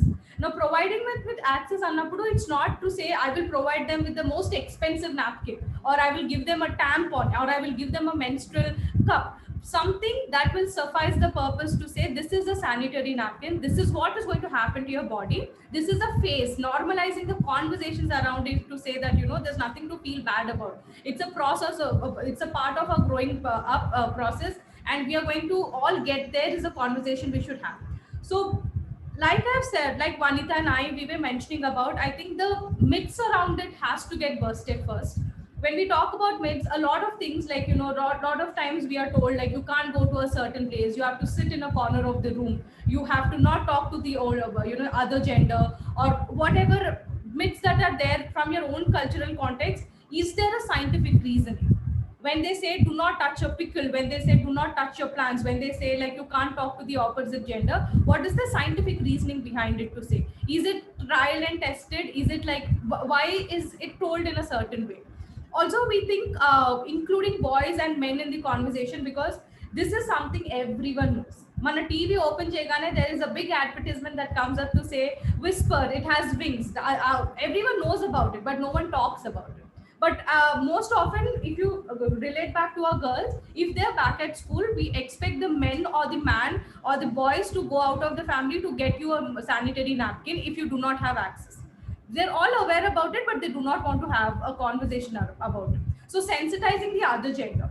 And another thing we thought of is to say that in terms of infrastructures, we understand that social welfare schools have a sick room. Maybe that could also be a menstruation room, or if you can create this menstruation clubs within your schools, which will help girls to be open and vocal about what they feel, what they go through during that particular time, and how they can be more of a support system to their peers and to people around them. Another way could be by providing safe toilets. AP social welfare schools, amazing infrastructure, most schools have it. There are safe toilets with a latch. However, good lighting, having a space where they can dispose their napkins, having a soap within every washroom that they're using, having a private space where they can change their napkins, to dispose their napkins. I'm sure there are a lot of incinerators that are available. These are all infrastructure in terms of schools. But fortunately, unfortunately, they have to go back to the environment they are coming from. So thinking of sustainable models to say like, how if I'm using a sanitary napkin, cloth sanitary napkin, how do I wash it and dry it in the sun? How do I reuse the napkin? When do I dispose it? This kind of information is something we can provide it to them. And at the school level, as school leaders, what we could do is also include them in your day-to-day life, to say, this is nothing to feel bad about. Just normalize a conversation to say, hey, I got my periods, and like, all right, this is what we will do next if you got your first period or whatever it is. And having that basic menstrual hygiene and educational material and content specific. I think we as organization believe in preparing the students, then waiting for it to happen. I think most often when it comes to period, it is told me kainappudu telustundi. When you go through that phase, when you get your first period, you will know about it. So as organization, we personally felt that, if you prepare the children, if you prepare the girls to say, this is a biological process, this is what it is going to happen, this is how you have to be prepared. This has also helped us. It is a tried and tested model again, where girls have not dropped out of school, have not missed the school while they were on the periods, because they were prepared for it, they were aware what has to happen. And also having sessions with your teachers, having sessions with the parents and other stakeholders involved in this child's life will help them to create that space, safe space for being able to talk about menstruation and things like that. And One, just to add on to what Vishwani was talking about, what you could also probably do within your schools is that you could also, like in the previous slide, you could see a poster around a menstruation. You could also use this poster in a way to say how do they use it, and it always, what we do is that we do not want to create a campaign or awareness around it. Instead of only teacher doing it, maybe if you can also select girls within your own schools who are from the senior classes of 9th or 10th, and then make them into smaller clubs and make them responsible for doing the smaller sessions, and also in a way to support the other girls in the community. I think there will be more openness among themselves to share, this is what is happening to me, maybe I'm not feeling good today, that my experience is different from your experience, and I need to talk about it. So some of this that you could look at is about doing a smaller posters around within your school, talking about it and creating a clubs. And I think like we all realize it's important, and these are some of these simple things that you could do within the school level as well. Thank you, and do let us know if you have any questions. We are open to taking questions, Ritika. Sure, sure. Thank you, Vanita and Vishwani, for sharing with us all the insights. Now, I think let's hear from everyone if you have any question. So, any question for Vanita and Vishwani, you can type in the chat. Or any thoughts and reflections also. So, Jhansi ma'am has a question. She's asking, is it better to use cloth napkins? Ideally, we would suggest that it could be a sanitary napkin that they could dispose of, because when it comes to cloth napkins or cloth pads, it's about how they are going to use it for the next 2 to 3 years. If they do not use it, dry it properly, or do not wash it properly, then there are higher chances of infection. But if there is no access to sanitary pads, then I think cloth pads should be okay. But it is definitely important that we talk to them about it should be dried in a sunlight and washed properly with the soap water. Sure. Shown so that they can be displaced. Sure, we would definitely share the posters. We, in collaboration with UNICEF, we've done a lot of teacher training sessions on how they can make it a more friendly conversation. And when we are saying the girl has to talk about it openly, as a teacher, how do you also bring in that space which becomes very friendly for them to talk? Being firm is important, but also sharing, giving them that space to express is also very important. We have done a lot of trainings. We do have materials. We will share it with Ritika or with Alokit, and then maybe they would share it with you as well. There's one principal who says sanitary napkin are to be provided sufficiently. I think that's very important to say. How many does a girl require? It differs from person to person, right? So having adequate ones will also help. And there are also organizations which are setting up manufacturing units within the school, which will come at a low cost. Technically it would not be more than a 10 rupee pad. So I think maybe you could also look at local organizations which are willing to set up those low cost but good quality pads within your schools as well, where the girls are able to access it.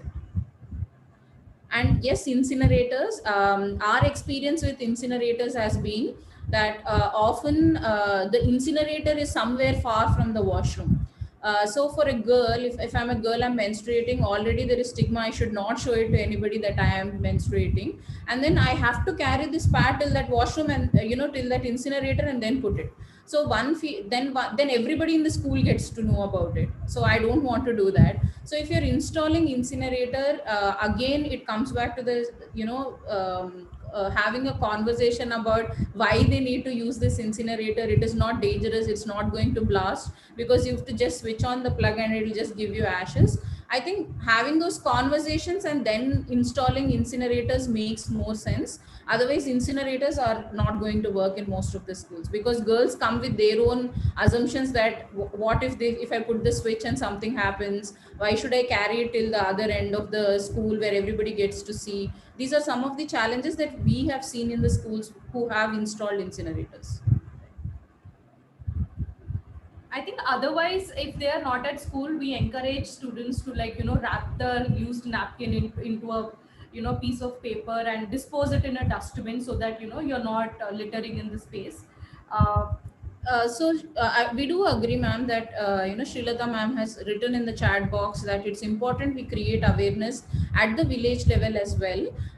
So what we also do is, with the girls, we give them the materials. Like we have shown a poster, we give them smaller booklets where they are able to show the flip charts, talk to their peers, friends within their own villages. There are a lot of incidences where the girls have gone back to home and spoken to their own mothers about it, and moved mothers from using cloth or whatever and then to the sanitary pad in a more, more healthier manner. So there are a lot of cases around it as well. I think, how do we bring in these adolescent girls and equip them with this information so that they become your source of dissemination? Alternatively, there will be a lot of parents who would also be coming to your school's regular parent teacher visit. Maybe we could do one round of sensitization with the parents as well frequently, doing a smaller topics around, whether it's around menstruation, violence, and also about how do they breaking the myths around menstruation as well, because there is a lot of things, don't do this, don't do that, and the behaviors need not change suddenly because a girl has hit the puberty. So I think definitely these are some of the things, as a part of parent outreach, can happen within the school level itself, because of smell. And one of the sir has also mentioned that children are not using incinerators because of the smell. And we do agree, like I was saying earlier, like if you're installing an incinerator in your school, please break the taboos around it as well, and then train them well. Also, in terms of what if we don't have an incinerator, I think the traditional method of having a dustbin or with a bin liner, so that none of them feel bad about touching a used napkin, and with a lid, so that, by the end of the day, once it is filled, you can dispose it, or the cleaning staff would dispose that. I think that's a very traditional method of, how we dispose a napkin. Please say about tampons. So Jansi ma'am, do you wanted more information about tampons, or so it's also one of the menstrual product. Like we have tampons and menstrual, cups. So these tampons are slightly expensive, and for the school students, especially around who are in the belonging to these residential schools, we do not advise on tampons or even menstrual cups. This is mostly for young women who are in colleges who understand better. It's also one of the product to manage your menstrual cycle. DCO Chittur says that reasons for overbleeding, cramps, and severe pain in abdomen to girls should be addressed and focused. All right. Yeah. Yashoda ma'am is raising hand. Yashoda ma'am, you have a question? Ma'am, you can unmute yourself. Yes, good morning to all of you. My name is Yashoda Lakshmi. Ma'am, just I want to say that in some of our district, I'm a district coordinator. In some schools, we arranged gynecologist to explain these doubts to the girl children. And what I feel is, after conducting that session, that is very much needed to the boys as well. What we feel is, no gents teacher should be there in the room, only girls, and they should ask questions to the doctor, so they can be free. But no, we have to make that session free. We can invite a gent gynecologist as well to the boys institutions, also, so that we can clear some doubts. Maybe boys are also having so many doubts, no one can clear that. They can have these sessions. So we are planning for that also, madam. Another one more question is that I heard that the sanitary napkins, sweepers or this elder people are telling that we should not wrap simply like that. We should wash and throw that. Is that true? Definitely not. before throwing that. Definitely not, because in most of these schools we've seen that పిల్లల్ని అడుగుతాం ఎలా dispose చేస్తారు అని. So they say that మేము wash చేసి పడేస్తాము. ఎందుకు Yes. అని అంటే నైట్ పాము వస్తుంది, పాము వచ్చి కరుస్తుంది. ఐఎమ్ లైక్ ఓకే సరే పాము రాదు. And the whole point of you using it is and it has to be wrapped properly and then put in a dustbin. And when you're putting in, maybe you highlight it in with a red mark or something, then somebody who's also disposing that knows that this is a sanitary pad and is not opening up to see what it is actually. So definitely please ask the students not to wash it. They have to just, after the use, it has to be wrapped in a newspaper and then put in the dustbin. And like Vishwani was saying, closed dustbins would be preferable, because the smell of, and often we have seen that the smell is quite awful in the washrooms, because they are all open dustbins. And there is and one of the practical issues is also there is no newspaper in the washrooms. Yes. If I want a newspaper or a paper, I have to tear one page and take it and go. And if I tear a page, my teacher is going to shout on me. So what do? I don't have a paper access. These are simpler things, ma'am. Maybe cut out the papers. Even the staff are there, they can tie it in the washroom. So whoever wants to use it can just pull it out and then wrap it in, put it in the dustbin. Closed dustbins would be more helpful. And also soaps, because often we're seeing hygiene, but we do not provide soaps to our own children to wash hands. So often they use it and they just come back without washing their hands before and after the usage of sanitary pads. I think that would also be helpful. Yes. And as you rightly pointed out, yes, it's important to involve men in the conversation and boys in the conversation. Yes, as a first step, like you had said, talking to girls alone would create that safe space. But also, how do you normalize these conversations with men? If there are male teachers in the school, it's important to sensitize them as well, because they may also not be aware like we are not, right? So we definitely need to include men as well on it completely. Yes, ma'am. When we conducted this session, girls, there are so many doubts. Maybe we feel that they are all silly doubts, but really that is a big problem to them about this why discharge, back pain, backache, why it is coming, and why we are not able to do, and they are not able to attend this exercise session and all these things. All these doubts they clarified in some schools we conducted, and that is very useful one. Really, if one doctor like gynecologist means that will be apt to that session. Sure, ma'am. Definitely, we would certainly agree. Awareness sessions are important, but following up with a skill or creating that space would be more important, so that the girls become confident about it, confident talking about it. Right. Thank you, Vanita ma'am and Vishwani ma'am. Thank you so much for this.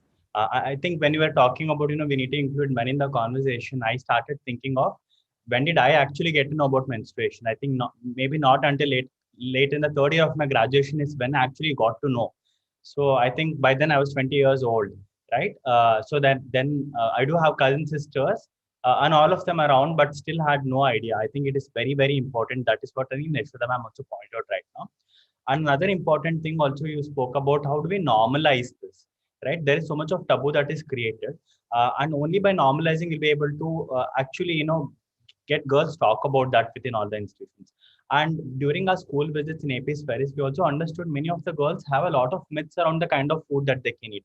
ఈ రోజు నేను chicken తినకూడదు, egg తినను, నేను రసం తాగను, వెల్లుల్లిపాయలు తినకూడదు. I mean, we do not, and not many of them do not even have a scientific backing for that, right? So only if it is spoken about, I think that will be all resolved. And I think you also given us a very important structure about having menstruation clubs, right? Where the older girls, like the senior girls, can support the girls who are just menstruating, who just had a menarche. I think a lot of structures you had provided, and that will be very interesting. And I'm hoping many of our school leaders will take them and actually have it. Yeah, thank you so much for your time. And I think it was really, really wonderful. And I think very appropriately, named Breaking the Silence. Yeah, I think for me, the key takeaway is normalizing this entire thing. It is as normal as anything else, right? Just the taboo that we have created around it. Thank you so much, both of you, for your time. We hope to see you many other times in our institutions as well. Thank you so much, Vinay. And we would like to thank Alokit for giving us this opportunity to be part of the School Leaders program. And it is really wonderful to see so many 300 school leaders in these small Zoom boxes. Hopefully, we'll get back to our physical spaces back again. Thanks. Thank you. Thank you so much. Thank you. Okay, so it's time for us to go to the next part of the program only. Before that, we have been hearing a lot. Just before this, we did some physical activity. Right now, I think let's also give some space for our mind. So what we'll do is, we can all sit where we are at this point of time. It's more relaxed and comforting. Let's have a space, right? And then we can choose to close our eyes. For a minute, we will play meditation music in the back end. We would request all of you to just close your eyes and center yourself. That's all. That's all we'll do. For next 1 minute, we will meditate for ourselves. Ritika, if you can help me play the music. Sure.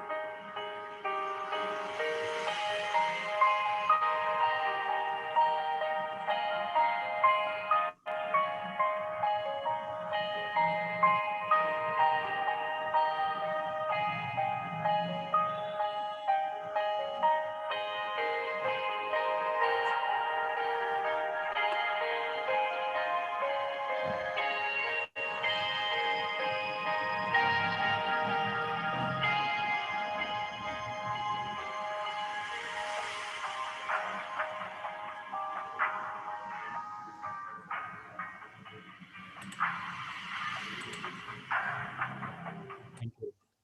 Thank you so much. Okay. So for next speaker, we have Dr. Kirti ma'am from Vasudha Mahila Mandali. Uh, uh, there is so much more, right? I think we are very close in terms of organization as well with her. We have had several sessions conducted by Dr. Kirti ma'am. So ma'am would like to identify herself as a change maker, and she's also president of Vasudha Mahila Mandali, which is there in Vijayawada. So ma'am is very proud to be a Gandhian, and also she's born in a freedom fighters family. And she is daughter of Sri Chennupati Sheshagiri Rao, who's a philanthropist, and also Chennupati Vidya ma'am, right? And she's very proud great granddaughter of Gora sir, who is an atheist and a humanist.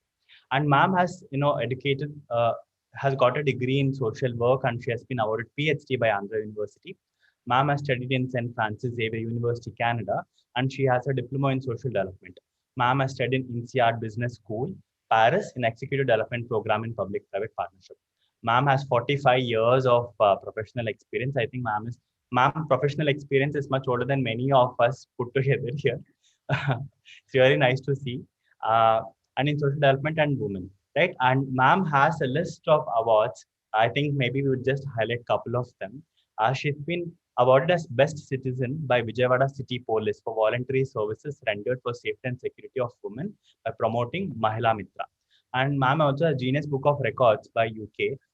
She's recognized as chain maker in the area of promoting Mahila Mitra as a social initiative in Vijayawada. She has won the Book of Records. Australia awarded her as a chain maker working woman empowerment 2018. Ma'am also has a Golden Star World Records Forum UK awarded 2018 as a strong woman, stood for the cause of upholding women's rights for dignity and safety. So ma'am is a very strong promoter of women empowerment, and she has done tremendous amount of work in this area. So we have Dr. Kirti ma'am at this point of time. So ma'am will be talking about reintegration of married young early child children, and also child marriage instances back within the mainstream forum. Ma'am, without any further ado, I would like to hand it over to you. Yes. Thank you, Vinay. And Vinay has given a lot of list. But let me talk, like I introduce myself as a bold woman, courageous woman. That's what I tell. Why I want to, and let me first ask whether you feel comfortable in Telugu or a mix of both. Vinay? Ma'am, we do have participants from non-Telugu states as well. Mix of both will be good.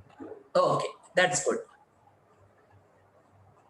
Why I call myself as a bold woman is every time when we talk of women issues or the related to the girls, something or the other makes us to get disturbed in our life.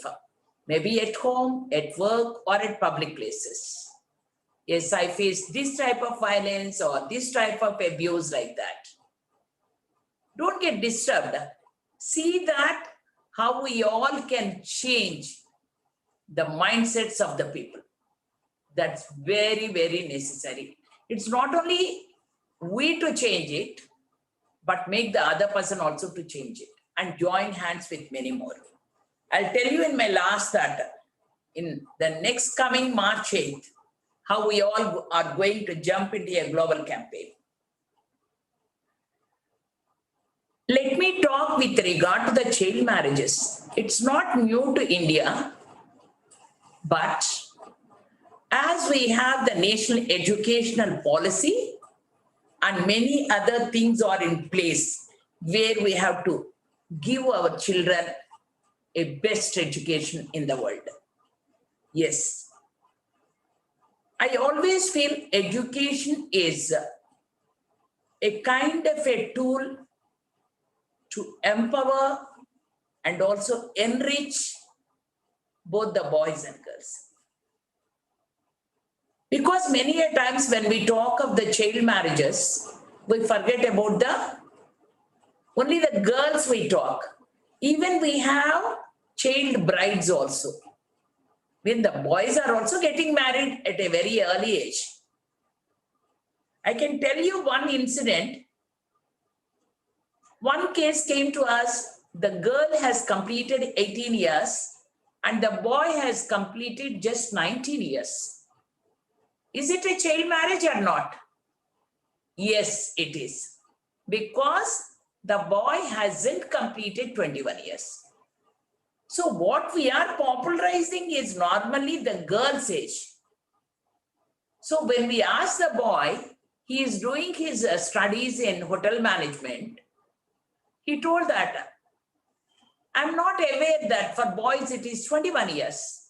I thought it's 18 years only. So we all should tell in our schools, both for boys and girls, what is the marriageable age as per legally.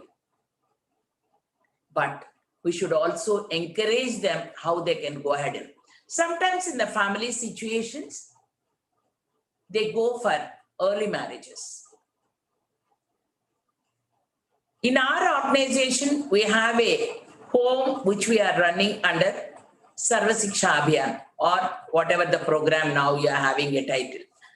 So in that program, we sent all the girls, it's for 100 girls. We sent almost all the girls to their home as government has given us orders that for COVID, send all the children to their homes. So we sent about 87 children and 13 children are with us because they don't have anybody. Whether the government gives the grant or not, but we had to take care of them because they don't have a place to go. So when we sent in the month of, I think, August, September, when our staff went to the family visits, then found that one girl was married. She just completed her 8th standard. Means you can understand the age. Because just previous year when she is in our home only, she got puberty, like first menstrual cycle started for her.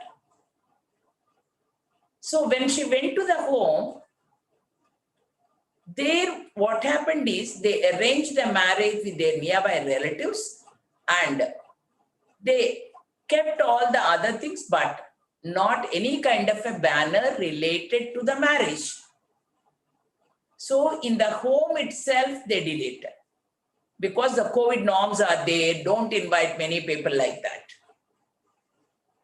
So they celebrated the marriage. After that, we came to know that she got married. Then what we did is we talked to the parents. Then we kept a complaint in the police station also, because the girl is hardly 14 years old and the boy is 22 years. He just completed his 21 years. And the parents want to hush it up. But as we kept to the police station, it is not to make a complaint to be registered or to go to the court. No, not to get a punishment. But why we did it is to make aware of the people the laws, and also we conducted awareness programs in the communities. So in the vicinity, if you are knowing it, inform it. And then they all had discussions. Now the child is back to the school and she is in our home. So what we have to see is when we are reintegrating them to the mainstream of the society, especially our education system, we are in a transitory period where we have to take up the challenges and work. I know a girl when we are working in slums in Vijayawada, she used to wear the dress even though she is a 9th month pregnant. We shouldn't blame the child completely that it is her mistake and she has done it. So how do we reintegrate the child into the mainstream is very important. So the school managements and the teachers be empathetic for such children and tell them that, yes, your parents have done it, but you have a long life to go ahead. So let the child be concentrate more on her education and give her individual counseling, if it is boy or girl. If it is girl, boy or girl, tell them about the family planning measures, like safe sex measures, and ask them to use the condoms and ask them to use any other methods are there. Because in our education system, we do not have any kind of syllabus to teach on the family planning methods, because our education system is tuned to the point that all the children coming to our schools are unmarried only, as far as we know. I can tell you one of my memories back. When I studied in Canada in 1990, I used to go to a nearby school and teach there. They have only 2-type system. After the school, they have university.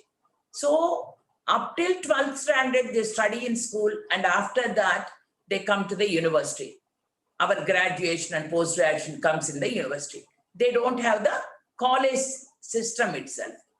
So when I go to the school, a child care center is attached to the school. It is way back in 1990, remember it. So then I thought that it might be for the teachers, those who give birth for their children, to bring them and care for it. But it is not only for the teachers' children, but the students' children whom they have given birth. It is not to get any kind of a fear that if the girl comes to the school, this may happen, that may happen, like that. In a transitory period, all the managements and teachers has to learn how to face the challenges. That's very, very essential. So try to include in our life skills program, both for boys and girls, telling about the age of marriage and also the family planning measures. And give individual counseling for the children, those who are married, because during the holidays, they may go home. So that's why take care of those aspects and never be panic and allow them and welcome them into the main fold. Otherwise, no, if we are just making them not to come into the main fold, what is going to happen? They cannot study. Whatever is a big tool of empowerment for women, we are not giving it for them. What we have to give for them is a tool or an ornament or a weapon. What is it? Is education. So try to include with all your best practices. I heard so much that you are all doing it, but let me give my bit, what I learned from my life and my experiences. Maybe the days will come where we have to keep the child care centers. Yes, we have to do it. These are the things which we have to learn it in the new education policy. The new education policy is not only giving the literacy. I call always, it's class 1, class 2, class 3 and all those things. I call it only as literacy because we are talking of alphabets, numericals and all those things. But we are not giving them the life education. The education is a very comprehensive thing which we have to do it. That's what now we are going to start. How we can identify if the children is getting married also or getting engaged also. In the schools we are giving in Vijayawada about the child marriages and all those things. In one of the girls' high school in Vijayawada, where a case come to our counseling center, it is like a child-to-child approach, where one of the classmates of one girl who is staying in our home, she is not coming to the school since last 4 days. So when she came on 5th day, then it came to know, she shared with this friend that she is getting engaged with her maternal uncle. Both the girls are of 8th standard only. Then brought to us, talked to the mother, and we kept the girl in our home and she got education, then entered into the polytechnic, now doing a job. If we might have stopped the intervention there itself, when she is engaged, she might not have been a productive life or an empowered life. Why I am telling very clearly about this is out of 3 women in the world are facing violence during their life cycle. 1 out of 3 women. You just imagine, even among us also, many of us have faced these situations, either ourselves or have seen before us or at the neighbors. So that's why, what is an empowerment? It's a weapon which we want to give for our girls is education. Even for boys, education, which includes degrees and also give them the courage and braveness to break the cycle of violence. If we do not break the cycle of violence, it goes rotating like this. In the era of digital technology, it's a tech era, we know that although we restrict the phones, but there are some of the ends where they can use it. Because we ourselves have the computer classes and all those things. So let us encourage our children to use the technology, but empower them the do's and don'ts. Tell them that, because they have number of questions. If I do this, what's going to happen? Why shouldn't do it? So with a lot of patience, we should give answers for these things. So these things are a bit away from the routine, but we have to do it. That is a great challenge, you will do it. If you are bringing back the children into the school, maybe in the COVID, about 5% or 6% of our children, assume, for example, got married. Go to their families, speak to them, convince them, do counseling. If required, take the help of us. And we are ready to do it. Because what we give to this nation is empowered women, empowered girls. If we do not do it, 50% of the population where the women are there, they will become much more marginalized, much more vulnerable. In that situations, they have to succumb. Individually, I am telling that as a patriotic person that we should not make our country to be like that. No. Let us make our girls and boys speak up if they face any kind of violence. I just want to include here, because we have some boys school, residential schools and girls also. Recently, I went to one central government department. The officer is in a very good position, and I met him in a meeting. Then in that meeting, when we are interacting, he told about his academic background. He told that I studied in the residential school up till this level. Then I came out. Why? Then he told, I faced sexual abuse in my residential institution. From then onwards, I got many opportunities to go to residential educations. I did. I said, no. From then onwards, he dropped at 5th standard. From then onwards, he never went to residential education. That's why in all the schools, see that the male children and the female children, normally we see that only the male and female children, whether they are interacting and all those things. Maybe any kind of a sexual abuse is there. Try to see the homosexuality and also sexual abuse, where we have to have a counseling on these things.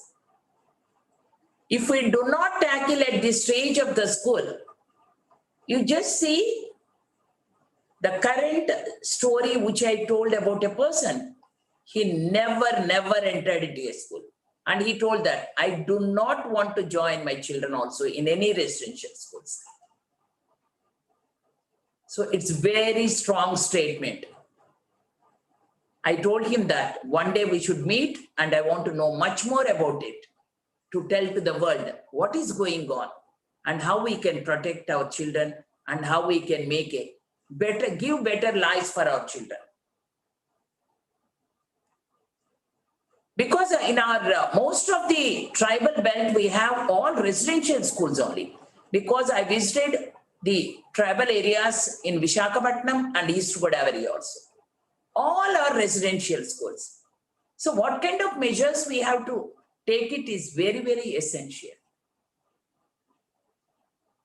And we are also coming back with the children empowerment program. That is basically talking with both boys and girls, sexuality and gender stereotypes, and what we talked of menstrual hygiene, what we talked of violence, all the parameters we are going to empower the children. But at the same time, I request all the teachers, I don't know whether it is in your job chart or not, but feel like the children's parents also has to be oriented about these aspects. Because when they go back to the holidays, there is a clash for these girls or boys that if they want to get married, at the age of 14 years, what do they understand about the marriage? They don't know the depth of the marriage. That's why conduct the parents' meetings and orientations. It is not only taking on paper that I don't want to celebrate my daughter's marriage before 18 years. Yes, that can be taken up as an undertaking by all the parents, both father and mother. Because sometimes we take from the mother, father might be forcing. Whoever is having the father or from the caregivers. And also if the child is an orphan, take from their guardians, sisters or brothers, aunts or uncles. Then they will understand. Because whenever we get admissions, keep a orientation session, like a group session for all the parents. Maybe one day, 20 parents came. Give a orientation session for them for about an hour. That's a great gift which we are giving for parents and also for the child. That orientation is very, very essential. And now let me tell that, are we giving dignity for women and children? Why I am telling this is, in the schools or at home or at our neighborhood, normally we hear that if a boy is crying, what do you call? Don't cry like a girl. Means the girls cry. So you make a list of these words which you are using it, and then see that I should commit myself for gender equal society. How we can stop these things? Like that, if a girl is doing climbing a tree or cycling it or going like a boy. No, when we want to empower the children, even our terminology which we are using also has to be changed. So everyone is having their own terminology. So that's why you take 10 minutes after this session and then keep yourself alone and write it on the paper. And whenever you remember the new words, add on to those new words and commit yourself that from today onwards, I should be gender neutral. I should give gender equal society.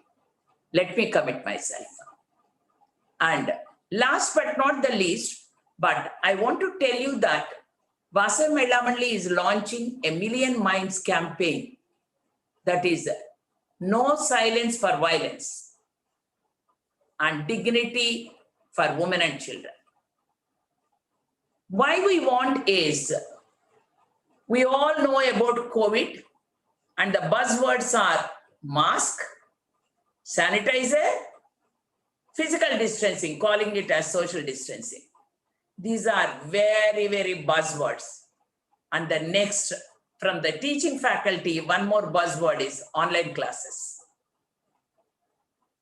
You have experienced a new thing and children have experienced a new thing. To what extent they have learned it with the new methodology, it's all a big challenge, 2020. And we don't know what is going to happen in 2021. So it is almost like the world became stagnant and most of them are work from home. There's increased violence of child abuse and violence on women. It's a shadow pandemic as declared by the World Health Organization. We are all talking now is, have you taken the COVID vaccine? Have you taken the COVID vaccine? But nobody talking of shadow pandemic. We are all talking of health pandemic only. So that's why VMM has taken the lead to join everybody and own it. And we are launching this on 8th March, and we will share it to Prashanti and Vinay also, and they can share it to all of you. And also we will share to your secretary also, whoever is the governments. First, let us all commit to build a society of violence-free and safe cities, safe schools, safe homes. So let us build for it and commit for it. So what I request all of you is take the challenges. Otherwise, there is no thrill in life. There is no thrill in job. Nothing. Going to school, teaching, everyday routine. What is my contribution for this society? My life should be a message for the other teachers. Be like a role model and make many more children, those who are didn't back to the school, join them in school, and first is counseling the parents, make a home visit wherever it is. I know that whether you get a travel expense or not, don't bother about it. Talk to the parents on phone, fix a time, go to their house. They feel so happy that, oh, teacher Amma came to my house. I should send my child. So use those simple techniques of emotionally, psychologically making them at comfort levels. I wish you all the best and stay safe and take care. Thank you so much. And all of you, International Women's Day wishes. Thank you so much.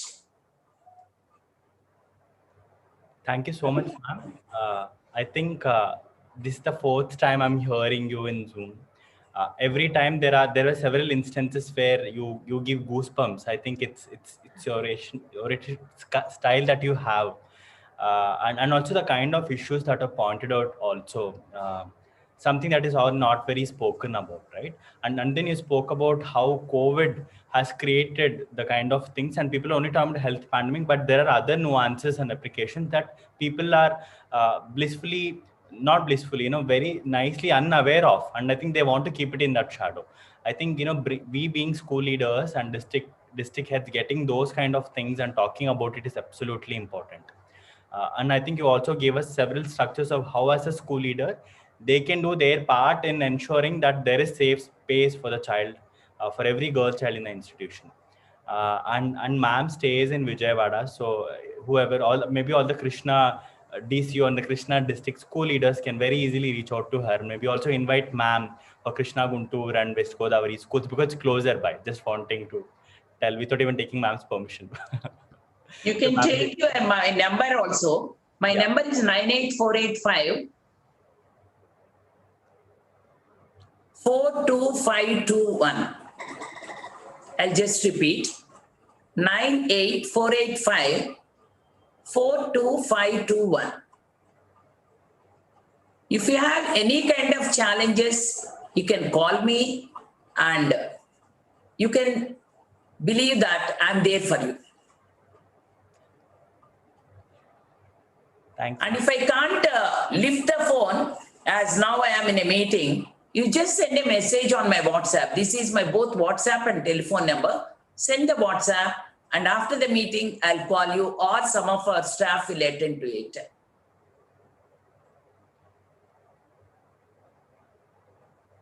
If you have any questions, you can ask me that. It's not one teacher could not tackle the issue like that. If you have any critical, if you feel it, you can ask. Whatever is the language. Thanks, ma'am. At this point of time, in the interest of time, maybe we can look at seeing if there is anyone who would like to have any concern or share any reflection with Kirti ma'am. You can choose to raise your hand. We can have the luxury of having just maybe only one person, and then move on to the next aspect. Yeah. Anyone would like to ask anything or share anything with Dr. Kirti ma'am? You can do it right now. And definitely, youngsters are also there, no, Vinay? Ma'am? Youngsters are also there. There are Students. some of the students who have also joined. Yeah. If they have anything, ask them. Sure. I think all the students who are there in this call, if you have any questions to Dr. Kirti ma'am, you can please tell whoever is there with you, your principal or teacher or any other adult present. వాళ్ళకి మీ question అడిగితే వాళ్ళు type చేస్తారు, లేకపోతే we will unmute you, you can ask a question. I'm trying to see all the screens wherever మీ గొంతులు కూడా వినాలనుకుంటున్నాను నేను. Such a wonderful children you are all. మనం అడుగుతూ ఉంటే ఇంప్రూవ్ అవుతాం. అడుగుతున్నాం అనుకో, అప్పుడు మనకి ఏంటి ఇష్యూస్ ఏంటి అనేది. చిన్నప్పుడు మా అమ్మగారిని తెగ ప్రశ్నలు వేసాం అనమాట. అమ్మ ఎప్పుడు కూడా అసలు విసుక్కునేవారు కాదు. ఓపికగా కూర్చొని ప్రతి ప్రశ్నకి సమాధానం చెప్పేవారు. అప్పట్లో మాకేమనిపించేది కాదనమాట. మళ్ళీ మాకు పిల్లలు పుట్టిన తర్వాత వాళ్ళు ఇలా ప్రశ్నలు వేస్తే అమ్మ ఎంత ఓర్పుగా సమాధానం చెప్పింది. So we all should have patience when we are dealing with the children. We have principal from Nozividu, Chandra ma'am. Ma'am, you can unmute yourself. Yeah. Cheppandi ma'am. Ma'am, good afternoon, ma'am. Good afternoon. It is a wonderful session, ma'am. You gave a lot of inspiration and courage and confidence in us, ma'am. Surely we will follow your instructions. I have one question to you, ma'am. That is, if the parents are going to marry their girl, what to do? Instead of giving a police complaint and making all the rupture and making the incident the talk of the village, we can just counsel and send the girl to the child care center, ma'am. Yeah, there are two things what I understood from you is, one is going to the police station and making a rupture. Instead of that, counsel them and send to the child care center. Okay. One is never think that the police station is a kind of a criminals only go there. No, don't keep a taboo like that in our mind. Police stations are women and children friendly. You step into there, you go for a visit, take your children for a visit. I request all the teachers, take your children to the nearby police station and ask them that what the police do it. That's one thing. And the second thing is, when there is a process going on for marriage, it's only in a one day, everything will not happen. So when they are negotiating, then comes engagement, then comes the marriage. So during the process itself, we have to do counseling for the parents. And if it is at the time of the marriage, if we do it, they tell that we already spent X amount of money on all these arrangements. So this is all going to be wasted.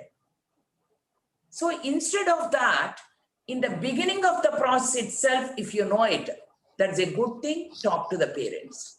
But sometimes what it happens is, if you put the child to the child care center or bring the child to the child welfare committee and produce it before them and then join in a child care institution. But if you leave them like that, the parents will take them to another place and they celebrate the marriage. Because we have seen in many cases where the child marriages have occurred even after stopping the marriage. Because you see that if you stop the marriage, after a few days, the house is locked. That is the sign that the whole family went to the another place and then they are celebrating the marriage. So with a very calm and silent mode, they do it.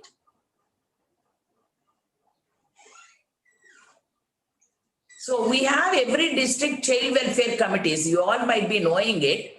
So try to use the functioning of the child welfare committee, which meets it, or you keep the number of the chairperson of the child welfare committee with all the teachers. So you can call them and tell them, because they have an emergency type of meetings also where they can issue. And if that is not available, go to the police station and use the police, and police will also talk to the parents. Because we think that if it goes to the police, it is going to give a mess. No. Don't think like that. We have to bring a change in the police. And tell them that, because I am part of the police trainings also, which we are giving a lot of on gender sensitization. And we are doing so much through Mahila Mitra. So that's why let us make our places to be girls or the boys, whoever is getting married, see that after the counseling, they are presented before the child welfare committee, and then keep them in a child in need. Child care homes, we can keep it. Okay, thank you. Thank you, Chandra ma'am, for that question. Yeah. And Kirti ma'am, thank you so much for another time. You know that in the journey between APIS Ferries and VMM will go a long way, and then we are still going to have all the sessions for all the ICC council members very soon. So yes, so all the, at least the school leaders in APIS Ferries, you'll get to see ma'am much often. So yeah, and ma'am, thank you so much for your time. Thank you. Thank you. We will see you another time. Yeah. Thank you. Okay. Okay, so at this point of time, we move to the next and the last aspect of our 2-day leadership summit. For that, I would like to invite Ritika to do a quick recap and then also give us something to reflect on. Sure. Thank you, Vinay, and thank you everyone for patiently listening for these long hours and participating. So we have come to the closing of the 2-day summit, and I would like to show you a small snapshot of how the yesterday was, and also how today was. So I'm going to show a small video which has pictures from yesterday, and then we will do a small recap of these 2 days.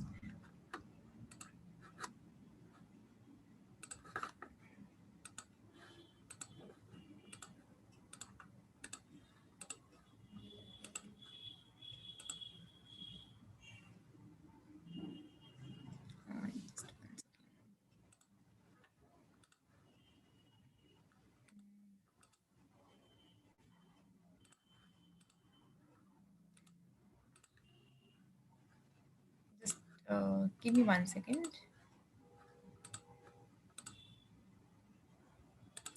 Yeah.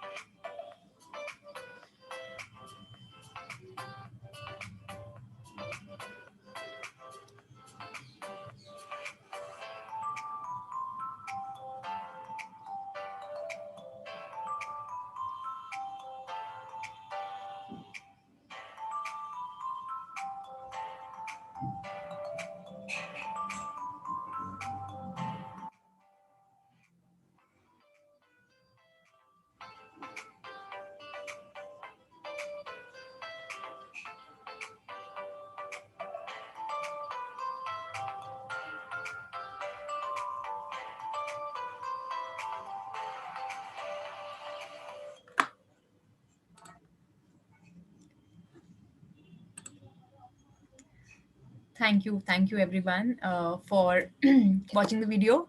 So I think let's have a quick recap, and let's actually go ahead with how did we start the session, how did we start the leadership summit, which all sessions we had yesterday and which all sessions we have today. So quick question, what was the first session we started with? You can type in the chat. I want to check whether we all remember everything or not because it's a lot of information and a lot of sessions. So what was the first session about?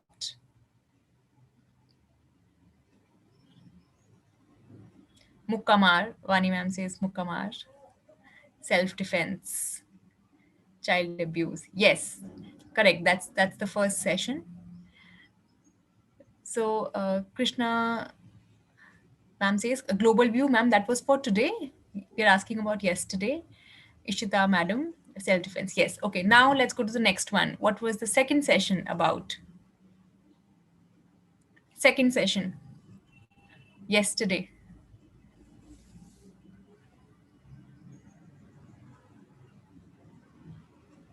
By Sucheta on self-confidence, future readiness. Thank you, Madhu sir. Dream a Dream was the organization name, yes. Life skills, again, very important word for that session. Yes, right. That was the second session. And then what happened after that?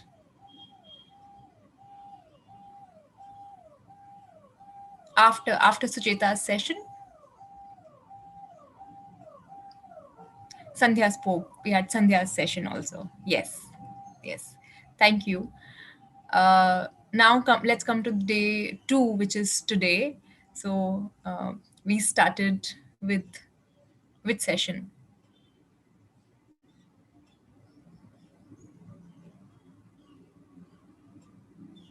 Global perspective on girls' education. Yes.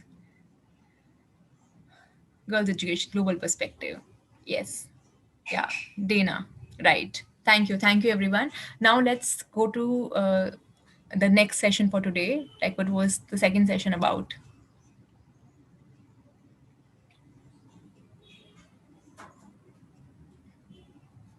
Stories of changes by school leaders.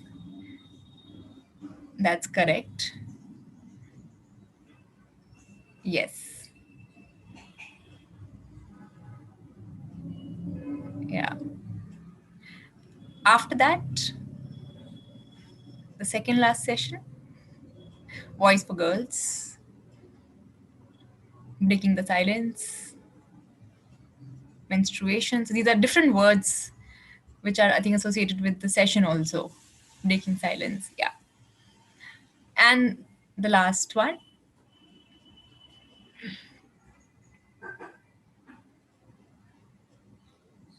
building inclusion in school.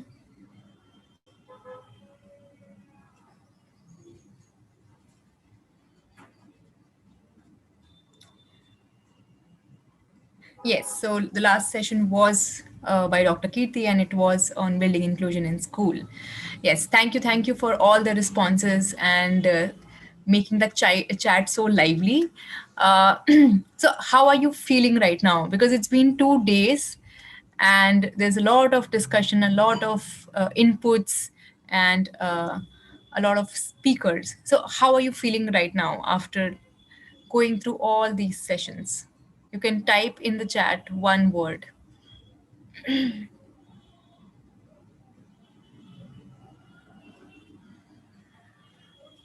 How are you feeling right now? Are you feeling tired, happy, sad, insightful, influenced, okay, enriched, empowered, interesting, found it very useful, very happy, feeling oriented, feeling challenged also? A lot of change has to take place. That is what I'm feeling right now.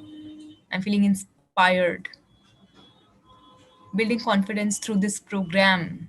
That's on my mind right now. I'm ready to empower our students. So good to hear and read that. A lot of change has to take place. I should work harder than earlier now. empowered.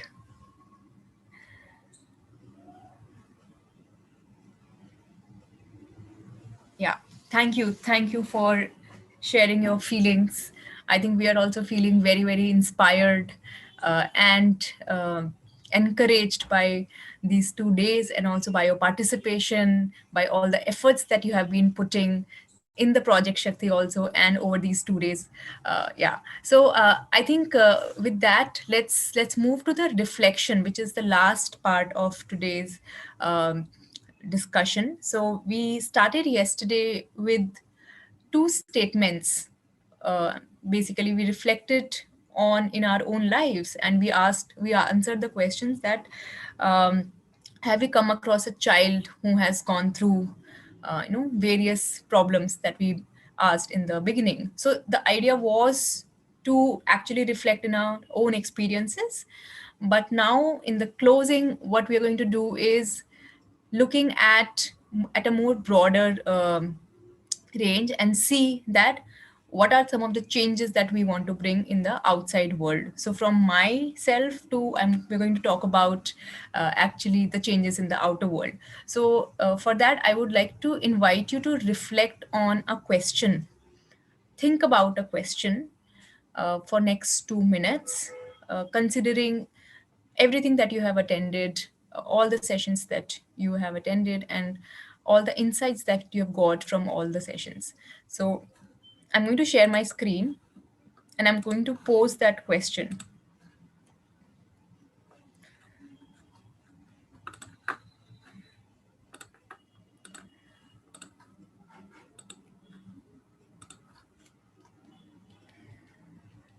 Yeah. So you can take 2 minutes, think about one change that you want to see in your school. And when we are saying school, that can actually be yourself, like, because you're also part of school. So it can be a change in the self, it can be a change in the teachers, in the students, in the community, or even some structures in the school. But what is that one change that you want to see in your school? You need not reply right now. I would invite you to take 2 minutes, think about it, and then respond on the chat.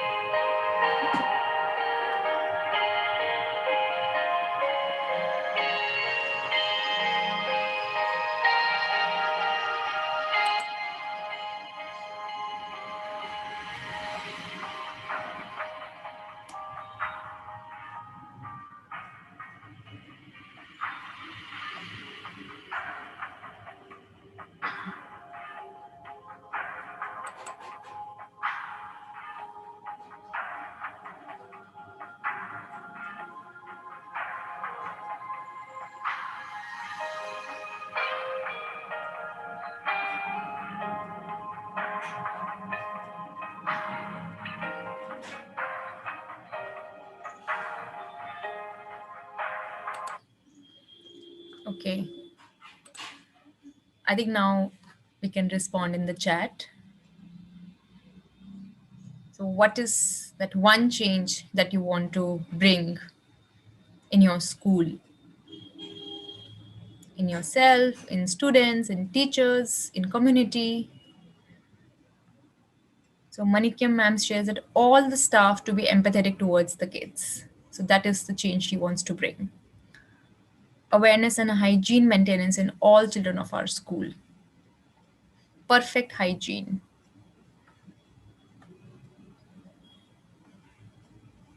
Venganamma ma'am shares again hygiene in the school. So in yourself also, if you want to bring the change, what change you want to bring? I would invite you to think that. Being honest. Okay. You can also raise your hand. I think let's hear from some of you if you want to share with everyone that what is that one change that you want to bring.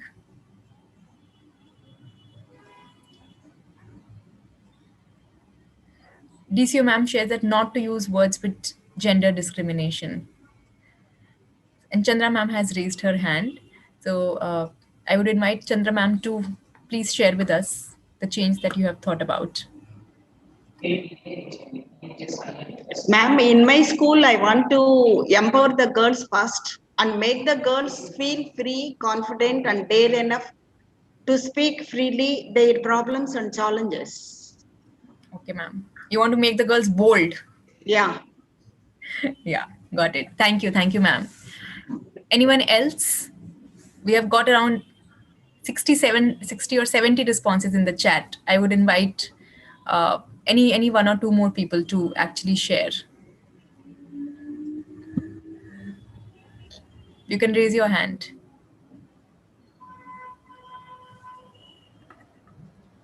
We would also like to invite people from other societies and departments also to share. Want to create that inclusive space. We have East Godavari DCO Murli sir. So, sir, can you please share? Yeah.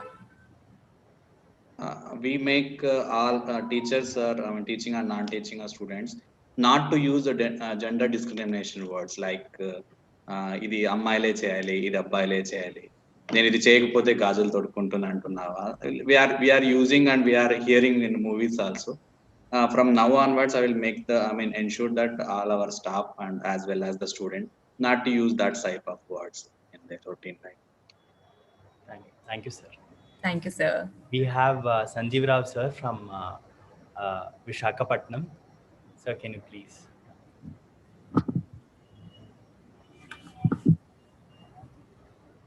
Hello. Yes, sir. Sir, good afternoon, one and all. And I want to share one thing that I was at the age of 37 given a principalship in a girls' institution. So there I exercised what we are speaking today, that empowerment of girls, particularly preparing the girls for understanding the maturation and the hygiene, health and hygiene aspects. So before my joining to the school, there is a thing that whenever the girl children are getting mature, they are sending home. But I stopped them sending home. So with the help of all the lady teachers, so I educate the parents and the children, and I made them aware of all the life process and biological process and health and hygiene, what to take care and how to overcome all these fear and phobia and all these things.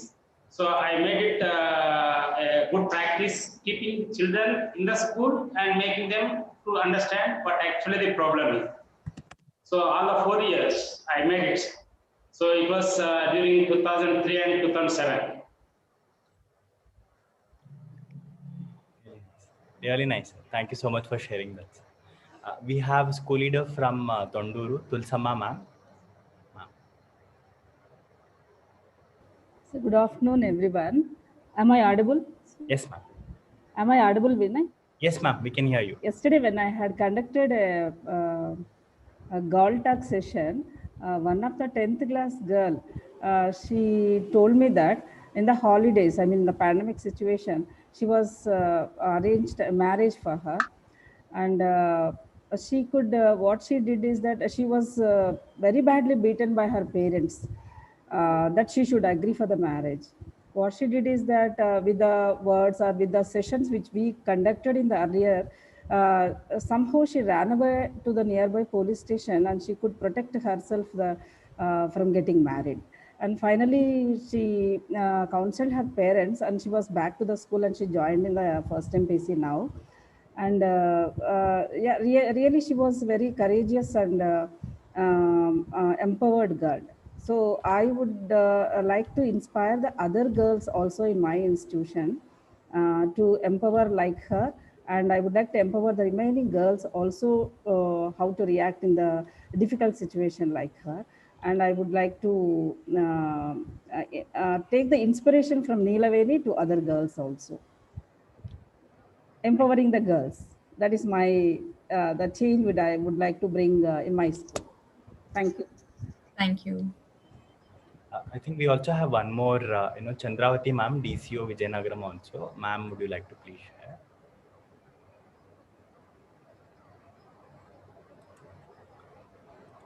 Hello.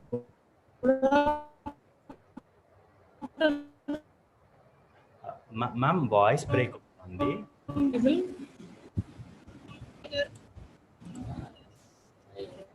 Chandravati ma'am, voice break out on. I'm assuming ma'am might have internet issues. Ma'am, cheppandi.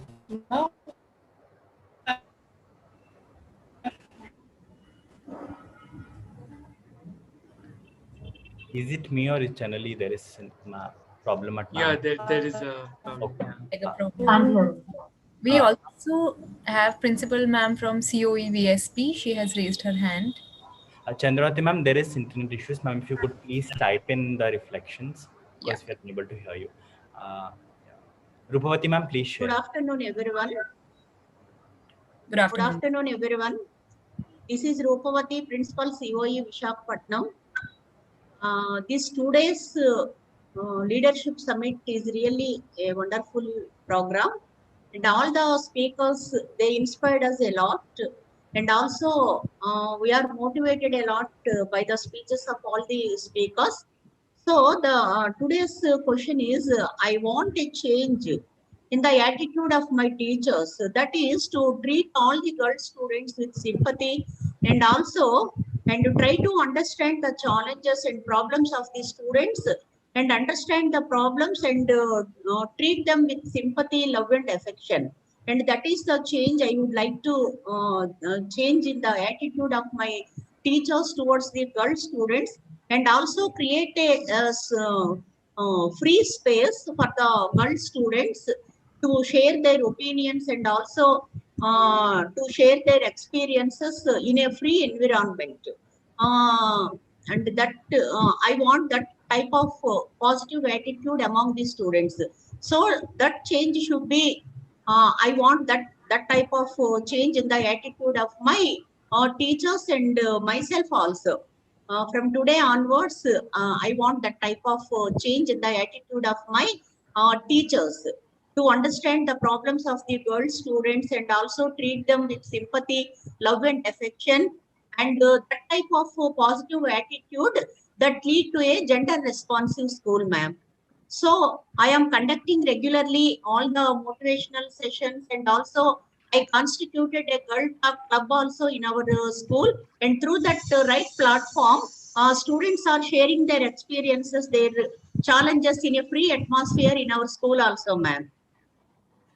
And I am inviting all the celebrities, women officers, and as live examples to share their experiences to motivate the students, ma'am. So this session is very, very useful, ma'am. Thank you, Alekit, and all the wonderful speakers, ma'am. Thank you, each and everyone. Thank you, Rupavati ma'am, for those encouraging words. Yeah, thank you, ma'am. Yeah. So I think in the interest of time, so thank you everyone whoever shared, and also whoever has shared on the chat also. So it's really good to know that this has been useful for all of you, and there are some key takeaways that you're taking back and implementing in your schools, and this is ultimately beneficial for our girl students and also boys students, and it's bringing a change in the society overall. So it's very, very happy for moment for us also to hear this. So I'm going to share a link to the feedback form now in the chat like yesterday. Everyone can go to that link, fill that feedback form. It will not take more than 2-3 minutes. And let's do it now.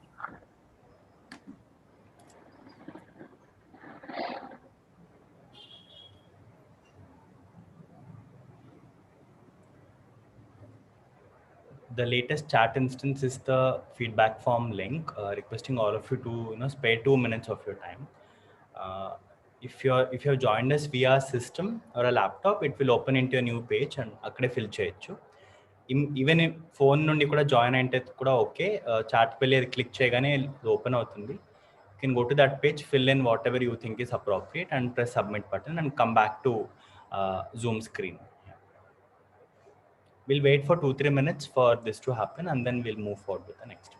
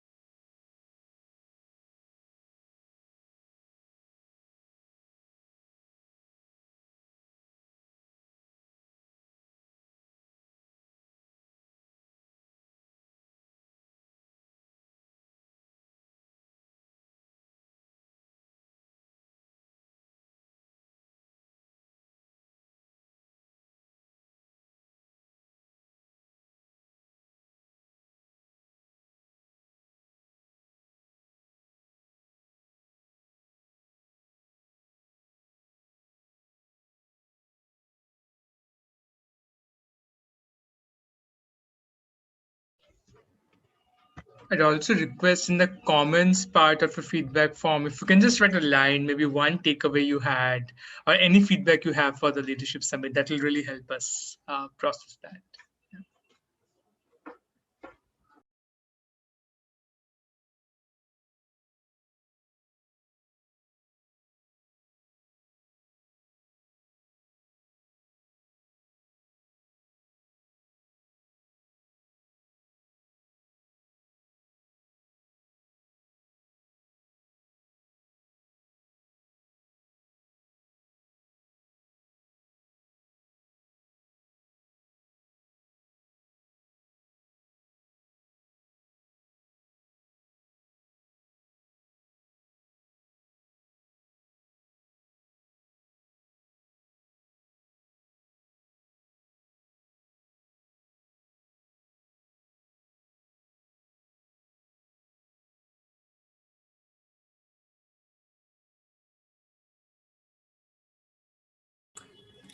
We have received 34 responses, just waiting for more responses to come in.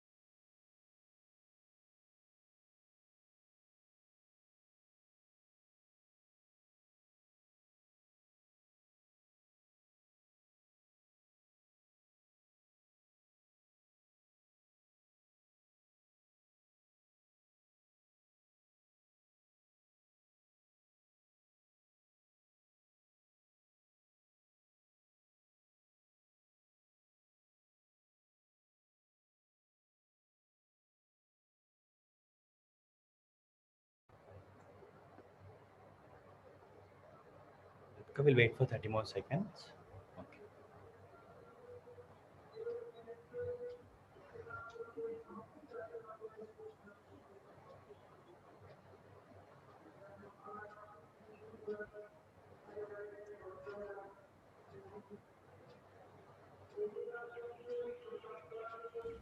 I think we can proceed. Yeah. Yeah. The form will be also shared in other groups, and in case if you could not, for whatever reasons, were not able to fill it, please do take some time and then do it. And we will not be closing the form, so it will be open for you to fill the feedback whenever you can today. Plus, please do it right away so that it is right now fresh in your memories. Yeah. So I think we are in the last bit of the 2-day long journey that we had. The preparation started long time ago, and I think there is a lot of entire team's effort being put into just coordinate with multiple speakers from different places to make sure that this happens. And now there is kind of a feeling of missing out happening, that it is over at this point of time. Maybe I think we'll really look forward for when something of this sort can happen next. I really hope that there are a lot of key takeaways. I mean, right now we are reading that we're able to even get at least this 1% transition of how do we look at things has changed. I think then the entire objective of the session has been achieved. I would like to invite Yashoda Lakshmi ma'am, DCO Srikakulam, to provide vote of thanks.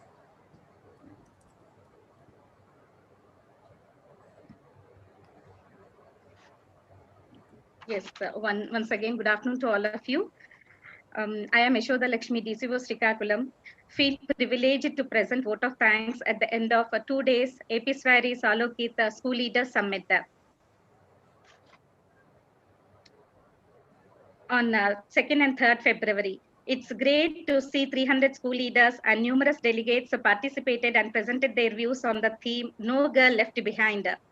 I thank our secretary and principal secretary for initiating such a useful program on a large scale. My sincere thanks to the organizers, behalf of the participants, on myself, behalf of for conducting it excellently well. I thank every speaker, Ishita ma'am, Sucheta ma'am, Sandhya Bai, Dana Skemet, Vanita ma'am, and Vishnavi ma'am, Voice for Girls ma'ams, and Kirti ma'am, Dr. Kirti ma'am, for their wonderful thoughts and their views on the topic. Touched our minds and heart. They will keep ringing in our minds so that we do our best for the girls. At the last, what I can say that 2 learnings from this session are, please give space for the children to share their views and challenges, respect their thoughts, don't be judgmental, listen carefully. Listening will solve many challenges and problems. My sincere thanks to each and every participant who made it a grand success. Last but not least, Ritika ma'am, Prashanti ma'am, and Vinay sir, tireless effort to make this program a grand success. A special thanks to them. Thanks one and all. Have a great day. Have a great day. Thank you. Thank you so much, ma'am. With the list that ma'am mentioned, I would also like to add, entire team from Alokit. We have Baidurya, we have Sai Pramod Garu, we have, Manvi, we also have Mahima, and I hope that I've not missed out any other names. And we also have technical team. Yesterday we had Anand sir, and today we have Prasanna ma'am, DPMU, Vijayanagaram and DPMU Kadapa helping us host and also do other kinds of transition. And I would also like to extend our thanks to all the secretaries, Secretary of AP Tribal Welfare School, Prabhakaran sir, and also Secretary BC Welfare, Krishna Mohan sir, and Secretary of APRS, Prasanna Kumar sir, and also Secretary of Telangana Social Welfare Tribal Welfare, Pravin Kumar sir, for honoring our invite and allowing their school leaders also to be part of it. We also have school leaders from Kenya, so I would like to extend a thanks to Faith. And also we have school leaders from Central Tibetan Association also wanting to thank all the school the head of the institution for allowing them here. And we do have folks from our global school leaders and also who have joined us. So wanted to extend our thanks to all of them as well for making this program happen. Dinesh sir, at the end, I would like to say these two slogans given by our Kirti ma'am, Dr. Kirti ma'am, that we should remember that no silence for violence and the dignity for women and children. Yeah, I think no silence for violence is a very powerful Yes. line, I think, and very catchy also. I think something that we should all have it in our schools. Thank you so much, ma'am, for sharing that. Yeah, so I think we cannot thank enough for all the organizations and all the speakers who have instantly agreed to to just come and share their wisdom with us. I'm sure a lot of us have had several learnings and key takeaways, and we would want to what a sincere and humble request from our side is to, at this point of time, we were able to only invite school leaders, but thankfully, thanks to technology, these sessions are recorded on YouTube. What we can do is share these links with you. Please do share it with your school staff and non-teaching staff as well, because all of them should come together to work on this issue. And then ask them to watch whenever they can. We'll also be sharing the same links with the secretaries of other departments as well. So that they can also share it with their own school leaders and see if they can draw a couple of things. Even if there is one implementable action point that they have drawn from this 2-day seminar and will be able to go back and implement, I think that in itself is sufficient for all of us. And we do not know every small action, every kind of change in the thought that we have will have a long lasting impact on many children. In our lifetime, we would be reaching out to thousands of, as school leaders, as teachers and as TCOs, we'll be reaching out to thousands of children, right? So I think that small changes that within ourselves that we can make directly, indirectly impact so many people lives without even our knowledge. And definitely, I think whatever and all that good would just remain and add to our collective consciousness, and that is how we'll be able to look for a greater good. I think that will be our sincere and humble request from our end too. What we'll do at this point of time, officially, our 2-day summit has come to an end. So thank you so much, all the school leaders at the end, school leaders from AP Social Welfare Residential Schools, AP Tribal Welfare Residential Schools, AP BC Welfare Residential Schools, KGBB schools, Andhra Pradesh Model Schools, and also Andhra Pradesh Residential Schools. We have friends joining from Telangana Social Welfare, Telangana Tribal Welfare, and we have school leaders from Tibetan Association and also Kenya. So all the school leaders and all the DCOs in AP Spheres, so special thanks to every one of you for patiently attending, listening, and taking rigorous notes. We saw many of them taking notes, and some of them also were very thoughtful in having this session arranged for children, right? So all of thank you for all the effort and the time that you have taken. We definitely understand that you are pressed with 1,000 other things, and that you could have done if you had not attended this 3 + 3 6 to 7 hours of session in last 2 days. But you chose to be here and then listen out and then make points out of it, and then also now willing to take back your learnings and implement. I think for that deep felt gratitude from our end. So thank you so much for that. So what we'll do is we'll leave the call open. You are free to leave the call, exit the call, and then go back to do your works. But if anyone would like to just have a conversation, you can also stay back. So we will have it for the next few minutes. But officially, the summit has been closed, so you're all free to leave the call. Okay, any other instructions? No. Thank you, Vinay. I think the summit is ended. Feel free to leave the meeting. Only if you have anything to share or if you have any questions, we would request you to stay back. Otherwise, you can leave. And you can, so on the right bottom, that button you can use, and yeah, you can leave. But if you have something to share, you can stay back.